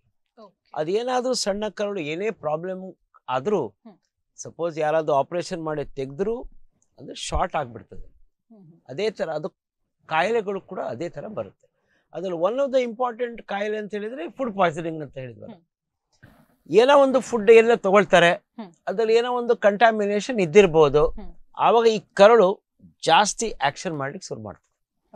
ಯಾವಾಗ ಅದು ಕರಳು ನಾವು ಏನ್ ಹೇಳ್ತೇವೆ ಅದು ಆಕ್ಟಿವಿಟಿ ಅಂತ, ಪೆರಿಸ್ಟಾಲ್ಸಿಸ್, ಅದು ಜಾಸ್ತಿ ಆದ ತಕ್ಷಣ ತುಂಬಾ ಪೇನ್ ಬರ್ತದೆ. ತುಂಬಾ ಅಂದ್ರೆ ಕೆಲವರಿಗೆ ಅದು ಟಾಲರೇಟ್ ಮಾಡ್ಲಿಕ್ಕೆ ಆಗೋದಿಲ್ಲ, ಹೊಟ್ಟೆ ನೋವು ಅಂತ. ಆ ತರ ಆಗ್ಬಿಟ್ಟು ಕೂಡಲೇ ಒಂದು ವಾಂತಿ ಕೂಡ ಆಗುತ್ತೆ, ವಾಂತಿ. ಅವಾಗ ಅವ್ರಿಗೆ ನಿದ್ದೆ ಮಾಡ್ಲಿಕ್ಕೂ ಬರ್ಲಿಕ್ಕಿಲ್ಲ. ಇದು ಇಂಪಾರ್ಟೆಂಟ್ ಕಾರಣ. ಯಾಕೆಂತೇಳಿ ಇದು ಟ್ರೀಟ್ಮೆಂಟ್ ಅದ್ರ ಜೊತೆ ಅವರಿಗೆ ಸ್ವಲ್ಪ ಲೂಸ್ ಮೋಷನ್ ಅಂತ ಹೇಳ್ತೇವೆ. ಯಾಕಂದ್ರೆ ಯಾವುದೇ ಒಂದು ಸಣ್ಣ ಕರಳು ಇನ್ಫೆಕ್ಷನ್ ಇಂದ ಆತರ ಆಕ್ಷನ್ ಆದ್ರೆ ಲೂಸ್ ಮೋಷನ್ ಹೋಗೋದು. ಕೆಲವರು ಅಷ್ಟು ಸಿವಿಯರ್ ಆದ್ರೆ ಕೆಲವೊಮ್ಮೆ ಈವನ್ ಡಿಸೆಂಟ್ರಿ ಅಂತ ಹೇಳ್ತೇವೆ. ಅಂತ ಹೇಳಿದ್ರೆ ಬ್ಲಡ್ ರಿಲೇಟೆಡ್, ರಕ್ತ ಕೂಡ ಹೋಗ್ತದೆ. ಸಿಂಬಳ ತರ ಮ್ಯೂಕಸ್ ಅಂತ ಹೇಳ್ತೇವೆ. ಇದೆಲ್ಲ ಸಣ್ಣ ಕರಳು ಸಂಬಂಧ ಒಂದು ಪ್ರಾಬ್ಲಮ್ ಇದು. ಆದ್ರೆ ಈಗ ಏನಾಗ್ತದೆ ಅಂತ ಹೇಳಿದ್ರೆ, ನಂಗೆ ಸ್ವಲ್ಪ ಜೋರು ಹೊಟ್ಟೆ ನೋವು ಬಂತು, ಯಾರ ಹೇಳಿದ್ರು ನಮ್ಗೆ ಡಿಸೆಂಟ್ರಿ ಉಂಟು, ಫುಡ್ ಪಾಯ್ಸನಿಂಗ್ ಉಂಟಂತ. ಆಕ್ಚುಲಿ ಅದು ಒಂದೇ ಕಾರಣ ಅಲ್ಲ. ನಮ್ಮ ದೇಹದಲ್ಲಿ ಅದಕ್ಕೆ ಬೇರೆ ಬೇರೆ ಕಾರಣದಿಂದ ನೋವು ಬರ್ತದೆ. One of the reasons is also TB. Okay. ಈಗ ಎಲ್ರಿಗೆ ಏನು ಪರಿಚಯ ಇದೆ ಅಂತ ಹೇಳಿದ್ರೆ ಲಂಗ್ಸಿಗೆ TB ಬರುತ್ತೆ ಅಂತ. ಹೌದು. ಇದು ನಮ್ಮ ಸಣ್ಣ ಕರಳಿಗೂ TB ಬರ್ತದೆ. ಓಕೆ. ಕ್ರಮೇಣವಾಗಿ ಜೀವದಲ್ಲಿ ವೆಯ್ಟ್ ಕಮ್ಮಿ ಆಗ್ತಾ ಹೋಗ್ತದೆ. ಅವ್ನು ನೋಡ್ಲಿಕ್ಕೆ ಒಂಥರ ರಕ್ತಹೀನತೆ ಅಂತ, ಎನಿಮಿಯಾ ಅಂತ ಹೇಳ್ತೇವೆ. ಹೌದು. ರಕ್ತ ಕಮ್ಮಿ ಆಗಿ, ಏನೋ ನೀವು ಸ್ವಲ್ಪ ತೂಕ ಕಮ್ಮಿ ಆಗಿದೆಯಲ್ಲ, ಸ್ವಲ್ಪ ಹೊಟ್ಟೆ ನೋವು, ಹೌದು ನಂಗೆ ಸ್ವಲ್ಪ ಹೊಟ್ಟೆ ನೋವು ಬರ್ತಾ ಇದೆ, ಹೊಟ್ಟೆ ಗುಡು ಸೌಂಡ್ ಮಾಡ್ತಾ ಇದೆ ಅಂತ ಹೇಳಿದ್ರೆ ಸಣ್ಣ ಕರಳು ಸ್ವಲ್ಪ ಸಣ್ಣದಾಗ್ತಾ ಇದೆ. ಅದಕ್ಕೆ ನಾವು ಸ್ಟ್ರಿಕ್ಚರ್ ಅಂತ ಹೇಳ್ತೇವೆ. ಅಂದ್ರೆ TB ಇದ್ರೂ ಬರ್ತದೆ, ಅದೇ ತರ ಬೇರೆ ಬೇರೆ ಕಾಯಿಲೆಗಳು ಸಣ್ಣ ಕರುಳಲ್ಲಿ ಬರ್ತದೆ. ಅದೆಲ್ಲ ಯಾವುದೇ ಕಾಯಿಲೆ ಸಣ್ಣ ಕರುಳಲ್ಲಿ ಇರುವಾಗ ಹೊಟ್ಟೆ ನೋವು ಜಾಸ್ತಿ ಬರ್ತದೆ, ಅದರ ಜೊತೆ ವಾಂತಿ ಬರ್ತದೆ. ಮತ್ತೆ ಹೇಳ್ತಾರೆ ಸ್ವಲ್ಪ ಗ್ಯಾಸ್ ತುಂಬಿದಾಗ ಆಗಿದೆ, ನನಗೆ ಟೈಟ್ ಆಗಿದೆ ನನ್ನ ಹೊಟ್ಟೆ, ಏನೋ ಒಂದು. ಅದು ಮೋಸ್ಟ್ಲಿ ರಿಲೇಟೆಡ್ ಟು ಸಣ್ಣ ಕರಳಿನ ಪ್ರಾಬ್ಲಮ್ ಮತ್ತೆ ದೊಡ್ಡ ಕರಳು, ಅದು ನೆಕ್ಸ್ಟ್ ಬರ್ತದೆ. ಸೊ ಇದು ವಿಷಯ ಏನಿಲ್ಲ, ಸ್ವಲ್ಪ ನಾವು ಅರ್ಲಿ ಡಯಾಗ್ನೋಸಿಸ್ ಮಾಡ್ಕೊಳ್ಬೇಕು. ಯಾಕಂದ್ರೆ ಇದು ಒಂದು ಪ್ರೆಷರ್ ಹಾಕುವ ಬಲೂನ್ ಅಂತ ತಿಳ್ಕೊಳ್ಳಿ. ಪ್ರೆಷರ್ ಜಾಸ್ತಿ ಹೋದ್ರೆ ಬಲೂನ್ ಬರ್ಸ್ಟ್ ಆಗ್ತದೆ. ಅದೇ ನಾವು ಸಣ್ಣ ಕರುಳಲ್ಲಿ ಪರ್ಫರೇಷನ್ ಅಂತ ಹೇಳ್ತೇವೆ, ಅಂತ ಹೇಳಿದ್ರೆ ಹೊಟ್ಟೆ ಆಗಿದೆ ಅಂತ. ಸೊ ಇದೆಲ್ಲ ನಾವು ಅವಾಯ್ಡ್ ಮಾಡ್ಬೇಕಾಗ್ತದೆ. ಅಂದ್ರೆ TB ಕಾಯಿಲೆ ಇರ್ಬೋದು, ಬೇರೆ ಯಾವುದೇ ಕಾಯಿಲೆ ಇರ್ಬೋದು, ಅದನ್ನೊಂದು ಡಯಾಗ್ನೋಸಿಸ್ ಮಾಡ್ಬೇಕಾಗ್ತದೆ. ಅದು ಡಯಾಗ್ನೋಸಿಸ್ ಮಾಡ್ಲಿಕ್ಕೆ ಈಗ ಕಷ್ಟ ಏನಿಲ್ಲ. ಎಲ್ಲಾ ಕಡೆ ಈಗ ಅಲ್ಟ್ರಾಸೌಂಡ್ ಇದೆ, ಸ್ಕ್ಯಾನ್ ಇದೆ. ಒಂದು ಕರೆಕ್ಟ್ ಟೈಮಿಗೆ ಬಂದು ಟ್ರೀಟ್ಮೆಂಟ್ ಒಂದು ಮಾಡಿಸ್ಕೊಳ್ಬೇಕು ಅಷ್ಟೇ. ಓಕೆ ಡಾಕ್ಟರ್, ಹಾಗೆ ಒಂದು ಅಪೆಂಡಿಸೈಟಿಸ್ ಅಂತ ಹೇಳುವಂಥದ್ದು ಒಂದು ಸಮಸ್ಯೆ ಆಗಿರ್ತದೆ. ನಾವೀಗ ಕೆಲವೊಮ್ಮೆ ಸ್ಕೂಲಿಗೆಲ್ಲ ಹೋದಾಗ ಮಕ್ಕಳು ರಜೆ ತೆಗೆಯುವ ರೀಸನ್ ನೋಡಿದ್ರು ಗೊತ್ತಾಗ್ತದೆ ಅವನಿಗೆ ಅಪೆಂಡಿಸೈಟಿಸ್ ಇದೆ ಅಂತ ಆ ರೀತಿಯ ಒಂದು ರೀಸನ್ ಕೂಡ ಬರ್ತದೆ. ಹಾಗಿರುವಾಗ ಈ ಒಂದು ನೋವಿನ ಬಗ್ಗೆ ಏನ್ ಹೇಳ್ತೀರಾ? ಈ ಒಂದು ಸಮಸ್ಯೆ ಮನುಷ್ಯರಲ್ಲಿ ಯಾವ ರೀತಿಯಲ್ಲಿ ಕಾಣಿಸ್ಕೊಳ್ತದೆ ಅಂತ? ಅಪೆಂಡಿಸೈಟಿಸ್ ಯಾವ ಏಜಲ್ಲೂ ಸಹ ಆಗ್ಬೋದು. ಸಣ್ಣ ಮಕ್ಕಳಿಂದ ಹಿಡಿದು ವಯೋವೃದ್ಧರವರೆಗೆ ಎಲ್ಲರಿಗೂ ಅಪೆಂಡಿಸೈಟಿಸ್ ಆಗ್ಬೋದು. ಅಪೆಂಡಿಸೈಟಿಸ್ ಆದಾಗ ನೋವು ಸ್ಟಾರ್ಟ್, ಅಪೆಂಡಿಕ್ಸ್ ಇರೋದು ಕೆಳ ಹೊಟ್ಟೆಯ ಬಲಭಾಗದಲ್ಲಿ, ಕೆಳಹೊಟ್ಟೆಯ ಬಲಭಾಗದಲ್ಲಿ ಅಪೆಂಡಿಕ್ಸ್ ಇರ್ತದೆ. ಆದರೆ ನೋವು ಶುರುವಾಗೋದು ಮೇಲ್ಹೊಟ್ಟೆಯಲ್ಲಿ ಅಥವಾ ಮಧ್ಯ ಹೊಟ್ಟೆ ಅಂಬಲಿಕಸ್ ಅಲ್ಲಿ ನೋವು ಶುರುವಾಗಿ ಆಮೇಲೆ ಕೆಳ ಹೊಟ್ಟೆಯ ಬಲಭಾಗಕ್ಕೆ ಬಂದು ನಿಲ್ತದೆ. ಅದು ಯಾಕೆ ಹಾಗಾಗ್ತದೆ ಅಂದರೆ ಮಿಡ್ಗಟ್ ಅಂತ ಹೇಳ್ತೇವೆ. ಅಪೆಂಡಿಕ್ಸ್ ಇರೋದು ಮಿಡ್ಗಟ್ಟಿಂದ ಬಂದಿರುವಂಥದ್ದು, ಅಲ್ಲಿ ಡೆವಲಪ್ಮೆಂಟ್ ಆಗಬೇಕಿದ್ರೆ ಎಂಬ್ರಯಾಲಜಿಕಲಿ. ಹಾಗಾಗಿ ಅದು ಅಂಬಲಿಕಸ್ ಹತ್ರ ಫಸ್ಟ್ ನೋವು ಬಂದು ಆಮೇಲೆ ಅದು ರೈಟ್ ಎಲೆಕ್ ಫೋಸ ಅಂದರೆ ಕೆಳ ಹೊಟ್ಟೆಯ ಬಲಭಾಗದಲ್ಲಿ ಬರ್ತದೆ. ಅದಕ್ಕೆ ಮೈಗ್ರೇಟರಿ ಪೇನ್ ಅಂತ ಹೇಳ್ತೇವೆ ನಾವು, ಅಂದರೆ ವಲಸೆ ಹೋಗುವಂಥ ನೋವು ಅಂತ. ಅಂದರೆ ಅಂಬಲಿಕಸ್ ಇಂದ ಅದು ಹೊಕ್ಕಳಿಂದ ಹಿಡಿದು ಕೆಳ ಹೊಟ್ಟೆಯ ಬಲಭಾಗಕ್ಕೆ ಬಂದು ನಿಲ್ತದೆ, ಅದು ನೋವು. ಅದ್ರ ಜೊತೆಗೆ ಮೈಲ್ಡ್ ಫೀವರ್ ಇರ್ತದೆ, ಮತ್ತೆ ವಾಮಿಟಿಂಗ್ ಇರ್ತದೆ. ಎಲ್ಲವರಿಗೂ ಮೈಲ್ಡ್ ಫೀವರು ಮತ್ತೆ ವಾಮಿಟಿಂಗ್ ಇರಬೇಕು ಅಂತ, ಕೆಲವರಿಗೆ ಏನು ಇಲ್ಲದೆ ಸಹ ಅಪೆಂಡಿಸೈಟಿಸ್ ಆಗಬಹುದು, ನೋವು ಇರಬಹುದು. ಆ ನೋವಿನಿಂದನೇ ಬೇಸಿಕಲಿ ಡಯಾಗ್ನೋಸಿಸ್ ಮಾಡೋದು. But the triad of symptoms ಅಂತ ಹೇಳ್ತೇವೆ ಅದಕ್ಕೆ. ನೋವು, ಅದು ಮೈಗ್ರೇಟರಿ ಪೇನ್, ವಲಸೆ ಹೋಗುವಂಥ ನೋವು, ಹಾಗೂ ವಾಂತಿ ಅಥವಾ ವಾಂತಿ ಬರುವ ಹಾಗೆ ಹೋಗೋದು, ನಾಸಿಯಾ ಅಂತ ಹೇಳ್ತೇವೆ. ವಾಂತಿ ಬರುವ ಹಾಗೆ ಒಂದು ಫೀಲಿಂಗ್ ಆಗೋದು, ಮತ್ತೆ ಜ್ವರ. ಇವು ಮೂರು ಟ್ರಯಾಡ್ ಆಫ್ ಸಿಂಪ್ಟಮ್ಸ್ ಇದ್ರೆ ಅದು ಅಪೆಂಡಿಸೈಟಿಸ್ ಇರಬಹುದು ಅಂತ ಹೇಳಿ ನಾವು ಇನ್ವೆಸ್ಟಿಗೇಷನ್ ಮಾಡ್ತೇವೆ. ಅಲ್ಟ್ರಾಸೌಂಡ್ ಮಾಡ್ತೇವೆ, ರಕ್ತ ಪರೀಕ್ಷೆ ಮಾಡ್ತೇವೆ. ಹೇಗೆ ಉರಿಯೂತ ಗಾಲ್ ಬ್ಲಾಡರಲ್ಲಿ ಇತ್ತು ಆವಾಗ WBC ಕೌಂಟ್ಸ್, ಬಿಳಿ ರಕ್ತ ಕಣಗಳು ಹೆಚ್ಚಾಗ್ತವೆ, ನ್ಯೂಟ್ರೋಫಿಲ್ಸ್ ಹೆಚ್ಚಾಗ್ತವೆ ಅಂತ ಹೇಳಿದ್ನು, ಅದೇ ರೀತಿ ಇಲ್ಲೂ ಸಹ ನ್ಯೂಟ್ರೋಫಿಲ್ಸ್ ಮತ್ತು ಬಿಳಿ ರಕ್ತ ಕಣಗಳು ಹೆಚ್ಚಾಗ್ತವೆ. ಹಾಗೂ ಅಲ್ಟ್ರಾಸೌಂಡಲ್ಲಿ ಸಾಮಾನ್ಯವಾಗಿ ಅಪೆಂಡಿಕ್ಸನ್ನು ನೋಡಬಹುದು. ಅದು ಊತ ಆಗಿರ್ತದೆ ಅಪೆಂಡಿಕ್ಸಲ್ಲಿ, ಉರಿಯೂತ ಅಂತ ಹೇಳ್ತೇವೆ ಅದಕ್ಕೆ. ಮತ್ತು ಅದ್ರ ಸುತ್ತಲೂ ಸಹ ನೀರು ತುಂಬಿರ್ಬೋದು. ಎಲ್ಲ ಒಮೆಂಟಮ್ ಅಂತ ಹೇಳಿ ಒಂದು ಏಪ್ರನ್ ಆಫ್ ಫ್ಯಾಟ್ ಇರುತ್ತದೆ, ಫ್ಯಾಟಿನ ಒಂದು ಬಟ್ಟೆ ಟೈಪ್ ದಪ್ಪ ಈ ಹೊದಕಲಿದ್ದಾಗೆ ಅದು ಬಂದು ಅಲ್ಲಿ ಕೂತ್ಕೊಳ್ತದೆ. ಅದು ಅಬ್ಡಮಿನಲ್ ಪೊಲೀಸ್ಮೆನ್ ಅಂತ ಹೇಳ್ತೇವೆ. ಎಲ್ಲಿ ಉರಿಯೂತ ಆದರೂ ಈ ಮೊಮೆಂಟಮ್ ಹೋಗಿ ಕೂತ್ಕೊಳ್ತದೆ. ಅದೆಲ್ಲ ಕೂತ್ಕೊಳ್ಳೋದ್ರಿಂದ ಅಲ್ಟ್ರಾಸೋನಾಲಜಿಸ್ಟ್ ಗೊತ್ತಾಗ್ತದೆ ಅವರಿಗೆ, ಹೌದು ಇದು ಅಕ್ಯೂಟ್ ಅಪೆಂಡಿಸೈಟಿಸ್ ಅಂತ. ಅಕಸ್ಮಾತ್ ಅದರೊಳಗೆ ಡಯಾಗ್ನೋಸಿಸ್ ಆಗದೆ ಹೋದರೆ ಕೆಲವೊಮ್ಮೆ ಏನಾಗ್ತದೆ ಅಂತಂದರೆ ದೊಡ್ಡ ಕರಳಿನ ಹಿಂಭಾಗದಲ್ಲಿ ಅಪೆಂಡಿಕ್ಸ್ ಹೋಗಿ ಕೂತ್ಕೊಳ್ತಿರ್ತದೆ. ಅದಕ್ಕೆ ರೆಟ್ರೋಸಿಕಲ್ ಅಪೆಂಡಿಕ್ಸ್ ಅಂತ ಹೇಳ್ತೇವೆ. ಅದು ಅಲ್ಟ್ರಾಸೌಂಡಲ್ಲಿ ಸಿಕ್ಕೋದಿಲ್ಲ, ಯಾಕೆಂದರೆ ಅದರ ಎದುರಿಗೆ ದೊಡ್ಡ ಕರಳಿರ್ತದೆ, ಸೀಕಮ್ ಅಂತ. ಅದ್ರ ಎದುರಿಗಿದ್ದಾಗ ನಮಗೆ ಅಪೆಂಡಿಸೈಟಿಸ್ ಅಲ್ಟ್ರಾಸೌಂಡಲ್ಲಿ ಡಯಾಗ್ನೋಸಿಸ್ ಮಾಡೋದು ಕಷ್ಟ ಆಗ್ತದೆ. ಅದಕ್ಕೆ ನಾವು CT ಸ್ಕ್ಯಾನೇ ಮಾಡಬೇಕಾಗ್ಬೋದು. CT scan is the gold standard for diagnosis of acute appendicitis. Appendicitis ಇದ್ರೆ ಆಪರೇಷನ್ ಮುಖ್ಯ ಆಗಿರ್ತದ? ಹೌದು, ಅಕ್ಯೂಟ್ ಅಪೆಂಡಿಸೈಟಿಸ್ ಅಲ್ಲಿ ಆಪರೇಷನ್ Operation ಮಾಡಬೇಕಾಗ್ತದೆ. ಓಕೆ. ಹಾಗೆ ಡಾಕ್ಟರ್, ಈ ಒಂದು ಸಮಸ್ಯೆಗಳ ಬಗ್ಗೆ ಮಾತಾಡ್ತಾ ಹೋದ್ರೆ ನಾವೀಗ ಸಾಮಾನ್ಯ ಮನುಷ್ಯನಾಗಿ ಹೊಟ್ಟೆ ನೋವು ಬರ್ತದೆ ಅಂತ ಹೇಳ್ತೇವೆ, ಡಾಕ್ಟರ್ ಹತ್ರ ಹೋಗ್ತೇವೆ. ಬಟ್ ಡಾಕ್ಟರ್ ಅದನ್ನ ಫೈಂಡ್ ಔಟ್ ಮಾಡ್ತಾರೆ ಯಾವುದೇ ಒಂದು ಸಿವಿಯರಿಟಿ ಉಂಟಾ ಇಲ್ಲಿ ಅಂತ. ಸೊ ಈ ಗಾಂಭೀರ್ಯದ ಸಮಸ್ಯೆ ಬಂದ ಕೂಡಲೇ ಆಪರೇಷನ್ಗೆ ಬರೆದು ಕೊಡ್ತೇವೆ. ಆದ್ರೆ ನಮ್ಮ ಜನರು ಕೂಡಲೇ ಹೆದರ್ಕೊಳ್ತಾರೆ, ಡಾಕ್ಟರ್ ಹತ್ರ ಹೊಟ್ಟೆ ನೋವು ಹೇಳಿ ಹೋದ್ರು ಕೂಡ ಆಪರೇಷನ್ ಮಾಡಿಬಿಟ್ರು ಅಂತ. ಸೊ ಇದಕ್ಕೆ ಏನು ಹೇಳ್ತೀರಾ? ಎಮರ್ಜೆನ್ಸಿ ಒಂದು ಕಂಡೀಷನ್ ಅಲ್ಲಿ ಆಪರೇಷನ್ಸ್ ಬೇಕೇ ಆಗ್ತದಾ? ಇದು ಒಂದು ಇಂಪಾರ್ಟೆಂಟ್ ವಿಷಯ ಇಲ್ಲಿ. ಕಾರಣ ತುಂಬ ಇರ್ಬೋದು, ಆದರೆ ಅಕ್ಯೂಟ್ ಅಬ್ಡಾಮಿನಲ್ ಪೇನ್ ಅಂತ ಹೇಳಿದ್ರೆ ನಾವು ತಡಿಲಿಕ್ಕೆ ಆಗ್ತಾ ಇಲ್ಲ. ಈಗ ನಾವು ಎಸಿಡಿಟಿ ಮಾತಾಡಿದ್ವಿ, ಬೇರೆ ಎಲ್ಲ ಮೆಡಿಸಿನ್ ಎಲ್ಲ ಕಮ್ಮಿ ಆಗ್ತದೆ. ಇದೊಂದು ಇಂಪಾರ್ಟೆಂಟ್ ಕಾರಣ. ಆವಾಗ ಹೊಟ್ಟೆಯಲ್ಲಿ ಏನೋ ಒಂದು ಪರ್ಫರೇಷನ್ ಆಗಿದೆ. ನಾನು ಆಲ್ರೆಡಿ ಹೇಳಿದ್ದೇನೆ, ಕಾಲೇಜ್ ಓಪನಿಂಗ್ ಆಗಿದೆ, ತೂತಾಗಿದೆ ಅಂತ. ಆವಾಗ ಏನಾಗ್ತದೆ ಅಂತ ಹೇಳಿದ್ರೆ ನಮ್ಮ ಹೊಟ್ಟೆ ಒಳಗಿನ ಅಂಶ ಕ್ಯಾವಿಟಿ ಒಳಗೆ ಹೋಗ್ಬಿಟ್ಟು ಕಂಟಾಮಿನೇಷನ್ ಅಂತ ಹೇಳಿದ್ರೆ ಎಲ್ಲ ಕಡೆ ಸ್ಪ್ರೆಡ್ ಆಗ್ಬಿಡ್ತದೆ. ನೀವೇನೋ ತಿಂದಿರ್ಬೋದು, ಅನ್ನ ಇರ್ಬೋದು, ಏನೇ ಇರ್ಬೋದು, ಅದೆಲ್ಲ ನಮ್ಮ ಕ್ಯಾವಿಟಿ ಒಳಗೆ ಬರುತ್ತೆ. ಆವಾಗ ಕಂಡೀಷನ್ ಕಂಪ್ಲೀಟ್ ಸೀರಿಯಸ್ ಆಗ್ಬಿಡ್ತದೆ. ಅದು ನಮಗೆ ಪೆಪ್ಟಿಕ್ ಅಲ್ಸರ್ ಅಂತ ನಾವು ಎಸಿಡಿಟಿ ಅಂತ ಹೇಳಿದ್ದೇವೆ, ಮೆಡಿಸಿನ್ ಸರಿ ಮಾಡಿಲ್ಲ, ಇನ್ವೆಸ್ಟಿಗೇಷನ್ ಮಾಡಲಿಲ್ಲ, ಅದರಿಂದ ಬರ್ಬೋದು. ಇಲ್ಲ ನಾವು ಟೈಫಾಯ್ಡ್ ಫೀವರ್ ಅಂತ ಕೇಳಿದ್ದೇವೆ. ಒಂದು 30-40 ವರ್ಷ ಮೊದಲು ಟೈಫಾಯ್ಡ್ ಇಂದ ಪರ್ಫರೇಷನ್ ಅಂತ ಸಣ್ಣ ಕರುಳಲ್ಲಿ ಆಗಿ ತುಂಬಾ ಡೆತ್ ಕೂಡ ಆಗಿದಾವೆ. ಈಗ ಕಂಪ್ಯಾರಿಟಿವ್ಲಿ ತುಂಬಾ ಕಮ್ಮಿ ಆಗಿದೆ, ಯಾಕಂದ್ರೆ ಟ್ರೀಟ್ಮೆಂಟ್ ಇದೆ, ಮೆಡಿಸಿನ್ಸ್ ಇದೆ. ಜನರು ಸ್ವಲ್ಪ ಅರ್ಲಿ ಡಯಾಗ್ನೋಸಿಸ್ ಮಾಡೋದಕ್ಕೋಸ್ಕರ ಇಂಥ ಹೊಟ್ಟೆ ನೋವು ಅನ್ಬ್ಯಾರೆಬಲ್ ತಡಿಲಿಕ್ಕೆ ಆಗ್ತಾ ಇಲ್ಲ. ತುಂಬಾ ಕಾರಣ ಇದೆ. ಇವ್ರು ಹೇಳಿದ್ದಾರೆ ಆಲ್ರೆಡಿ ಪ್ಯಾಂಕ್ರಟೈಟಿಸ್ ಆದ, ಅದಕ್ಕೇನು ಆಪರೇಷನ್ ಇಲ್ಲ. ಆದ್ರೆ ಎಲ್ರು ಅದೇ ಅಂತ ತಿಳ್ಕೊಳ್ಬಾರ್ದು. ಅದ್ರಲ್ಲಿ ಒಂದು ಇಂಟೆಸ್ಟೈನಲ್ ಪರ್ಫರೇಷನ್ ಅಂತ ಹೇಳ್ತೇವೆ. ಅದೇ ನಮ್ಮ ಅಸಿಡಿಟಿಯಿಂದ ಪೆಪ್ಟಿಕ್ ಅಲ್ಸರ್ ಆಗಿ ಪರ್ಫರೇಷನ್ ಅಂತ ಹೇಳಿ. ಕೆಲವರಿಗೆ ಕ್ಯಾನ್ಸರ್ನ ಒಂದು ಗಡ್ಡೆ ತರ ಇರ್ತದೆ, ಅವನು ಹಾಸ್ಪಿಟ್ಲಿಗೆ ಬರುವಾಗಲೇ ಅದು ಪರ್ಫರೇಷನ್ ಆಗಿ ಬಂದಿರ್ತಾರೆ. ಅಂದ್ರೆ ಇದು ಯಾವುದೇ ಇರ್ಲಿ ಕಾರಣ, ಡಯಾಗ್ನೋಸಿಸ್ ಈಗ ಸುಲಭ ಇದೆ. ಈಗ ಮೊದಲಿನ ಹಾಗೆ ಅಲ್ಲ. ಮೊದಲು ನಾವು ಆಲೋಚನೆ ಮಾಡಿ ತುಂಬಾ ಆಲೋಚನೆ ಮಾಡಬೇಕಿತ್ತು. ಹೌದು, ಇವನಿಗೊಂದು ಆಪರೇಷನ್ ಬೇಕು, ಏನಿರ್ಬೋದು ಅಂತ. ಈಗ ನಮ್ಗೆ lots of facilities are available. ಇದು ಒಟ್ಟು ಕೂಡಿಸಿ ಒಂದು ಅರ್ಲಿ ಟ್ರೀಟ್ಮೆಂಟ್, ಅಕ್ಯೂಟ್ ಪೇನ್ ಬಂದ ಒಂದು 6 to 8 hours 10 hours ಒಳಗೆ ಗೋಲ್ಡನ್ ಟೈಮ್ ಅಂತ ಹೇಳ್ತೇವೆ ನಾವು.